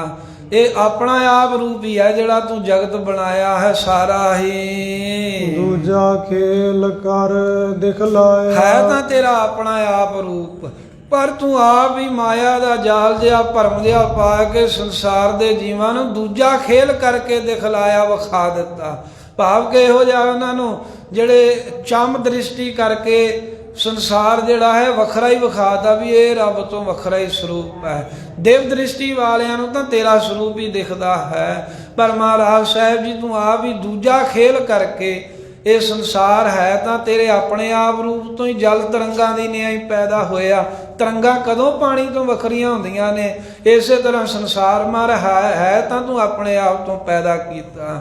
ਪਰ ਜਿਹੜੇ ਚੰਮ ਦ੍ਰਿਸ਼ਟੀ ਵਾਲੇ ਜੀਵ ਹਨ, ਮਾਇਆ ਦਾ ਮੋਹ ਪਾ ਕੇ ਉਹਨਾਂ ਨੂੰ ਦੂਜੀ ਖੇਡ ਬਣਾ ਕੇ ਵਿਖਾਤੀ ਹੈ। ਉਹ ਸੰਸਾਰ ਨੂੰ ਕੁਝ ਹੋਰ ਮੰਨੀ ਬੈਠੇ ਨੇ, ਰੱਬ ਨੂੰ ਜਿਹੜਾ ਹੈ ਉਹ ਵੱਖਰਾ ਮੰਨੀ ਬੈਠੇ ਹਨ। ਸਭ ਸਚੋ ਸਚ ਵਰਤਦਾ। ਪਰ ਇਹ ਸੱਚ ਨਿਸ਼ਚੈ ਕਰਕੇ ਵਾਹਿਗੁਰੂ ਜੀ ਤੂੰ ਸੱਚਾ ਸਰੂਪ ਹੀ ਸਾਰੇ ਜਗਤ ਵਿੱਚ ਵਰਤਦਾ ਵਸ ਰਿਹਾ ਵਿਆਪਕ ਹੋ ਰਿਹਾ ਏ। ਜਿਸ ਭਾਵੈ ਤਿਸੈ ਬੁਝਾਏ ਜੀ। ਜਿਸ ਦੀ ਭਾਵਨਾ ਸ਼ਰਧਾ ਤੈਨੂੰ ਭਾ ਜਾਂਦੀ ਆ ਉਹਨੂੰ ਆਪਣਾ ਸਰੂਪ ਬੁਝਾ ਦਿੰਦਾ, ਉਹਨੂੰ ਵਿਖਾ ਦਿੰਦਾ ਵੀ ਆਹ ਸੰਸਾਰ ਜਿਹੜਾ ਹੈ ਨਾ ਇਹ ਬਸ ਇੱਕੋ ਗੱਲ ਹੀ ਆ, ਮੈਂ ਤੇ ਆਹ ਸੰਸਾਰ ਮੇਰੇ ਵਿੱਚ ਹੀ ਪੈਦਾ ਹੋਇਆ, ਮੇਰੇ 'ਚ ਹੀ ਲੀਨ ਹੋ ਜਾਣਾ ਹੈ। ਇਸ ਕਰਕੇ ਉਹਨਾਂ ਨੂੰ ਮਹਾਰਾਜ ਜੀ ਤੁਸੀਂ ਬੁਝਾ ਸਮਝਾ ਦਿੰਦੇ ਹੋ ਗੁਰਾਂ ਦੁਆਰਾ। ਜਿਸ ਭਾਵ ਹੈ ਜਿਹਨੂੰ ਤੁਸੀਂ ਚਾਹੁੰਦੇ ਹੋ, ਜਿਹਨੂੰ ਤੁਹਾਡੀ ਮਰਜ਼ੀ ਹੋਵੇ, ਆਪਣੀ ਮਰਜ਼ੀ ਮੁਤਾਬਕ ਤੁਸੀਂ ਬੁਝਾਏ ਜੀਓ, ਉਹਨੂੰ ਸੂਝ ਸਮਝ ਬਖਸ਼ ਕੇ ਆਪਣਾ ਸਰੂਪ ਵਿਖਾ ਦਿੰਦੇ ਹੋ ਜਗਤ ਵਿੱਚ ਜੀਵਾਂ ਵਿੱਚ ਵਸਦਾ ਹੋਇਆ। ਗੁਰ ਪ੍ਰਸਾਦੀ ਪਾਇਆ। ਜਿਨ੍ਹਾਂ ਨੇ ਵੀ ਮਹਾਰਾਜ ਤੇਰੇ ਸਰੂਪ ਨੂੰ ਪਾਇਆ ਹੈ, ਤੇਰੇ ਸਰੂਪ ਦੇ ਦਰਸ਼ਨ ਕੀਤੇ ਨੇ, ਗੁਰਾਂ ਦੀ ਕਿਰਪਾ ਕਰਕੇ ਹੀ ਉਹਨਾਂ ਨੇ ਕੀਤੇ ਹਨ। ਤਿਥੈ ਮਾਇਆ ਮੋਹ ਚੁਕਾਇਆ। ਤੇ ਜਿਨ੍ਹਾਂ ਦੇ ਹਿਰਦੇ ਦੇ ਵਿੱਚ ਨਿਜ ਸਰੂਪ ਦੀ ਪ੍ਰਾਪਤੀ ਹੋ ਗਈ, ਤਿੱਥੈ ਉਹਨਾਂ ਜੀਵਾਂ ਦੇ ਹਿਰਦੇ ਦੇ ਵਿੱਚੋਂ ਮਾਇਆ ਦਾ ਜਿਹੜਾ ਮੋਹ ਸੀ ਮਾਲਕ ਨੇ ਚੁਕਾਇਆ, ਦੂਰ ਕਰ ਦਿੱਤਾ, ਨਾਸ਼ ਕਰ ਦਿੱਤਾ। ਕਿਰਪਾ ਕਰਕੇ ਆਪਣੀ ਦਇਆ ਦ੍ਰਿਸ਼ਟੀ ਕਰਕੇ हे ਮਹਾਰਾਜ ਜੀਓ ਆਪੇ ਲਏ ਸਮਾਏ। ਆਪ ਵੀ ਗੁਰਾਂ ਦੀ ਸ਼ਰਨ ਸੰਗਤ ਵਿੱਚ ਪਾ ਕੇ ਆਪਣੇ ਸਰੂਪ ਦੇ ਵਿੱਚ ਸਮਾ ਲੈਂਦੇ ਹੋ, ਲੀਨ ਕਰ ਲੈਂਦੇ ਹੋ ਜੀ ਜੀਵਾਂ ਨੂੰ। ਗੋਪੀ ਨ ਗੋਵਾਲੀ। ਆਪ ਵੀ ਮਹਾਰਾਜ ਤੂੰ ਗੋਪੀਆਂ ਰੂਪ ਹੋ ਰਿਹਾ ਹੈ, ਨੈ ਆਪ ਹੀ ਜਮਨਾ ਨਦੀ ਰੂਪ ਹੈ, ਗਵਾਲੀਆ ਆਪ ਹੀ ਗਵਾਲਾ ਰੂਪ ਹੋ ਕੇ ਖੇਡਾ ਕਰ ਰਿਹਾ ਏ। ਤੁਧ ਆਪੇ ਗੋਏ ਉਠਾਲੀ। ਤੁਧ ਆਪੇ ਤੁਸੀਂ ਆਪ ਹੀ ਮਹਾਰਾਜ ਜੋ ਗੋਏ ਕੀ ਹੈ, ਜੋ ਇਹ ਖੱਦੋ ਖੁੰਡੀ ਦੀ ਖੇਡ ਸੀ, ਇਹਨੂੰ ਆਪ ਹੀ ਕ੍ਰਿਸ਼ਨ ਰੂਪ ਹੋ ਕੇ ਉਠਾਲੀਆ ਤੋਂ ਭਾਵ ਕੀ ਹੈ ਵੀ ਖਤਮ ਕਰਨ ਵਾਲਾ ਹੈ। ਇੱਥੇ ਰਾਸ ਲੀਲਾ ਤੋਂ ਮਹਾਰਾਜ ਸਾਹਿਬ ਜੀ ਨੇ ਭਾਵੇ ਲਿਆ ਹੈ ਵੀ ਜਿਵੇਂ ਉਹ ਜਮਨਾ ਦੇ ਕੰਢੇ ਤੇ ਗੋਪੀਆਂ ਗਵਾਲੇ ਕ੍ਰਿਸ਼ਨ ਮਿਲ ਕੇ ਰਾਸ ਲੀਲਾ ਕਰਦੇ ਸਨ, ਐਵੇਂ ਗੋਪੀ ਤੋਂ ਭਾਵ ਕੀ ਹੈ ਇਸਤਰੀਆਂ, ਤੇ ਗਵਾਲੀਆ ਤੋਂ ਭਾਵ ਕੀ ਹੈ ਮਰਦ। ਇਸਤਰੀਆਂ ਤੇ ਮਰਦ ਜਿਹੜੇ ਹਨ ਇਹ ਮਹਾਰਾਜ ਸਾਹਿਬ ਜੀ ਆਪ ਹੀ ਤੂੰ ਇਹਨਾਂ ਨੂੰ ਪੈਦਾ ਕੀਤਾ ਹੈ। ਤੇ ਨੈ ਨਾਮ ਹੈ ਨਦੀ ਦਾ ਜਮਨਾ, ਇੱਥੇ ਜਮਨਾ ਤੋਂ ਭਾਵ ਹੈ ਮੌਤ ਰੂਪੀ ਨਦੀ ਵੀ ਤੂੰ ਆਪ ਹੈ। ਤੇ ਮੌਤ ਰੂਪੀ ਨਦੀ ਦੇ ਕਿਨਾਰੇ ਤੇ ਸਭ ਇਸਤਰੀਆਂ ਪੁਰਖ ਜਿਹੜੇ ਹਨ ਇਹ ਖੇਡਾਂ ਕਰਦੇ ਨੇ, ਆਪ ਹੀ ਇਹਨਾਂ ਨੂੰ ਵਿੱਚ ਮਹਾਰਾਜ ਸਾਹਿਬ ਰੋੜ ਕੇ ਲੈ ਜਾਣਾ ਏ। ਤੁਧ ਆਪੇ ਗੋਏ ਉਠਾਲੀਆ, ਤੁਸੀਂ ਆਪ ਹੀ ਮਹਾਰਾਜ ਜਿਹੜੀ ਖੇਡ ਹੈ ਨਾ, ਜਿਹੜੀ ਰਾਸ ਹੈ ਜੀਵਾਂ ਦੀ, ਇਹਨੂੰ ਉਠਾਲੀਆ, ਉਠਾਲਣ ਵਾਲੇ ਹੋ। ਗੋਏ ਨਾਮ ਸ੍ਰਿਸ਼ਟੀ ਦਾ ਵੀ ਹੈ ਵੀ ਪਾਤਸ਼ਾਹ ਸਾਹਿਬ ਨੂੰ ਪੈਦਾ ਕਰਨ ਵਾਲੇ ਵੀ ਤੁਸੀਂ ਆਪ। ਤੁਧ ਆਪੇ ਗੋਏ ਉਠਾਲੀਆ, ਸਾਰੀ ਸ੍ਰਿਸ਼ਟੀ ਪੈਦਾ ਕਰਕੇ ਤੁਸੀਂ ਆਪ ਹੀ ਆਪਣੇ ਆਸਰੇ ਉਠਾਲੀਆ ਚੁੱਕੀ ਹੋਈ, ਆਪਣੇ ਸਹਾਰੇ ਤੇ ਕਾਇਮ ਰੱਖੀ ਹੈ। ਹੁਕਮੀ ਭਾਂਡੇ ਸਾਜਿਆ। ਆਪਣੇ ਹੁਕਮ ਕਰਨ ਵਾਲੇ ਮਾਲਕ ਜੀ ਹੁਕਮ ਦੇ ਨਾਲ ਹੀ ਇਹ ਜੀਵਾਂ ਰੂਪੀ ਭਾਂਡੇ ਸਾਜੇ ਨੇ। ਜਿਵੇਂ ਘੁਮਾਰ ਤਰ੍ਹਾਂ ਤਰ੍ਹਾਂ ਦੇ ਭਾਂਡੇ ਘੜਦਾ ਹੈ, ਤੁਸੀਂ ਜੀਵਾਂ ਰੂਪੀ ਭਾਂਡੇ ਸਾਜੇ ਘੜੇ ਹਨ। ਰਾਜਸੀ ਤਾਮਸੀ ਸਾਧਕੀ ਕਈ ਤਰ੍ਹਾਂ ਦੇ ਸੁਭਾਅ ਨੇ, ਕਈ ਤਰ੍ਹਾਂ ਦੇ ਰੰਗ ਆਕਾਰ ਹਨ। ਤੂੰ ਆਪੇ ਭੰਨ ਸਵਾਰ ਜੀ। ਆਪ ਹੀ ਇਹਨਾਂ ਭਾਂਡਿਆਂ ਨੂੰ ਸਵਾਰਦਾ ਹੈ ਤੇ ਆਪ ਹੀ ਅਖੀਰ ਭੰਨ ਦਿੰਦਾ, ਨਾਸ਼ ਕਰ ਦਿੰਦਾ ਹੈ। ਭਾਵੇਂ ਇਹ ਜਣਾਇਆ ਵੀ ਮਾਲਕ ਪੈਦਾ ਵੀ ਆਪ ਹੀ ਕਰਦਾ ਏ ਤੇ ਨਾਸ਼ ਵੀ ਆਪ ਕਰਦਾ, ਤੇ ਸਾਰੇ ਜਗਤ ਦਾ ਆਸਰਾ ਵੀ ਉਹੀ ਹੈ ਜੀ। ਜਿਨ ਸਤਿਗੁਰ ਸਿਉ ਚਿਤ ਲਾਇਆ। ਜਿਨ੍ਹਾਂ ਨੇ ਇਸ ਭਾਂਡੇ ਵਿੱਚ ਆ ਕੇ, ਜਨਮ ਵਿੱਚ ਆ ਕੇ ਸਤਿਗੁਰੂ ਨਾਨਕ ਦੇਵ ਸਾਹਿਬ ਕਹਿੰਦੇ ਵਾਹਿਗੁਰੂ ਅਕਾਲ ਪੁਰਖ ਨਾਲ ਚਿਤ ਲਾਇਆ ਹੈ। ਸਾਡੇ ਵਾਸਤੇ ਇਹ ਭਾਵਨਾ ਬਣੇਗੀ ਜਿਨ੍ਹਾਂ ਨੇ ਗੁਰੂ ਨਾਨਕ ਸਾਹਿਬ ਨਾਲ ਚਿਤ ਲਾਇਆ ਏ। ਜਿਨੀ ਦੂਜਾ ਭਾਉ ਚੁਕਾਇਆ। ਉਹਨਾਂ ਦੇ ਅੰਦਰੋਂ ਦੂਜਾ ਦਵੈਤ ਭਾਵ ਜਿਹੜਾ ਸੀ ਮਾਇਆ 'ਚ ਪ੍ਰੇਮ, ਵਿਕਾਰਾਂ 'ਚ ਪ੍ਰੇਮ, ਉਹ ਵਾਹਿਗੁਰੂ ਨੇ ਦੂਰ ਕਰ ਦਿੱਤਾ ਹੈ। ਨਿਰਮਲ ਜੋਤ ਤਿਨ ਪ੍ਰਾਣੀਆਂ। ਨਿਰਮਲ ਜੋ ਹੈ ਸ਼ੁੱਧ ਸਰੂਪ, ਜੋ ਪਰਮੇਸ਼ਰ ਅਕਾਲ ਪੁਰਖ ਜੋਤੀ ਸਰੂਪ ਹੈ, ਉਸ ਸਰੂਪ ਦੀ ਜਿਹੜੀ ਜੋਤ ਗਿਆਤ ਹੈ ਉਹਨਾਂ ਪ੍ਰਾਣੀਆਂ ਨੂੰ ਹੋ ਗਈ ਹੈ, ਜਾਂ ਉਹਨਾਂ ਜੀਵਾਂ ਦੀ ਜੋਤ ਜਿਹੜੀ ਹੈ ਨਾ ਨਿਰਮਲ ਹੈ, ਉਹਨਾਂ ਦੀ ਬੁੱਧੀ ਜਿਹੜੀ ਹੈ ਸੁੱਧ ਸਰੂਪ ਪਰਮੇਸ਼ਰ ਵਿੱਚ ਲੀਨ ਹੋ ਗਈ ਹੈ। ਹੋਏ ਚੱਲੇ ਜਨਮ ਸਵਾਰ ਜੀ। ਤੇ ਜਿਨ੍ਹਾਂ ਦੀ ਜੋਤ ਨਿਰਮਲ ਹੋ ਗਈ, ਬੁੱਧ ਨਿਰਮਲ ਹੋ ਗਈ, ਨਿਰਮਲ ਜੋਤ ਪਰਮੇਸ਼ਰ ਦੀ ਅੰਤःਕਰਣ ਜਿਨ੍ਹਾਂ ਦੇ ਵਸ ਗਈ, ਉਹ ਆਪਣਾ ਜਨਮ ਸਵਾਰ ਕੇ ਜਾਂਦੇ ਹਨ ਸੰਸਾਰ ਤੋਂ ਜੀ। ਤੇਰੀਆਂ ਸਦਾ ਸਦਾ ਚੰਗਿਆਈ। ਸ਼ਬਦ ਸਮਾਪਤ ਕਰਦੇ ਆ ਗੁਰੂ ਨਾਨਕ ਸਾਹਿਬ ਕਹਿੰਦੇ, ਹੇ ਵਾਹਿਗੁਰੂ ਤੇਰੀਆਂ ਸਦਾ ਸਦਾ ਚੰਗਿਆਈਆਂ ਹੀ ਨੇ। ਤੂੰ ਚੰਗਿਆਈਆਂ ਹੀ ਕਰਦਾ ਹੈ, ਪਰ ਉਪਕਾਰ ਹੀ ਕਰਦਾ ਹੈ ਸਾਡੇ ਉੱਤੇ। ਮੈਂ ਰਾਤ ਦੇ ਵਡਿਆਈਆਂ ਤੇ ਕਿਰਪਾ ਕਰੋ ਮਹਾਰਾਜ, ਮੈਨੂੰ ਰਾਤ ਦੇਣੀ ਆਪਣੀਆਂ ਉਹ ਚੰਗਿਆਈਆਂ ਦੀਆਂ ਵਡਿਆਈਆਂ ਕਰਨ ਦੀ ਦਾਤ ਬਖਸ਼ੋ, ਵੀ ਜਿਹੜੇ ਤੇਰੇ ਉਪਕਾਰ ਨੇ, ਜਿਹੜੇ ਤੇਰੇ ਗੁਣ ਨੇ, ਰਾਤ ਦਿਨ ਅਸੀਂ ਉਹਨਾਂ ਨੂੰ ਹੀ ਮਹਾਰਾਜ ਗਾਉਂਦੇ ਰਹੀਏ, ਤੇਰੀਆਂ ਵਡਿਆਈਆਂ ਸਿਫਤਾਂ ਹੀ ਕਰਦੇ ਰਹੀਏ। ਅਣ ਮੰਗਿਆ ਦਾਨ ਦੇਵਣਾ, ਤੂੰ ਅਣ ਮੰਗਿਆ ਹੀ, ਅਣ ਮੰਗਿਆ ਬਿਨਾ ਮੰਗਿਆ ਤੋਂ ਹੀ ਮਹਾਰਾਜ ਜੀਓ ਆਪ ਅਨਾਜ, ਸਰੀਰ, ਸਵਾਸ, ਇਹ ਸਾਰਾ ਦਾਨ ਦੇਣਾ ਕਰਦੇ ਹੋ। ਅਣ ਮੰਗਿਆ ਦਾਨ ਦੇਵਣਾ, ਬਿਨਾ ਮੰਗਿਆ ਹੀ ਮਹਾਰਾਜ ਤੁਸੀਂ ਜੀਵਾਂ ਦੇ ਤਾਂ ਹੀ ਦਾਨ ਦੇਈ ਜਾ ਰਹੇ ਹੋ।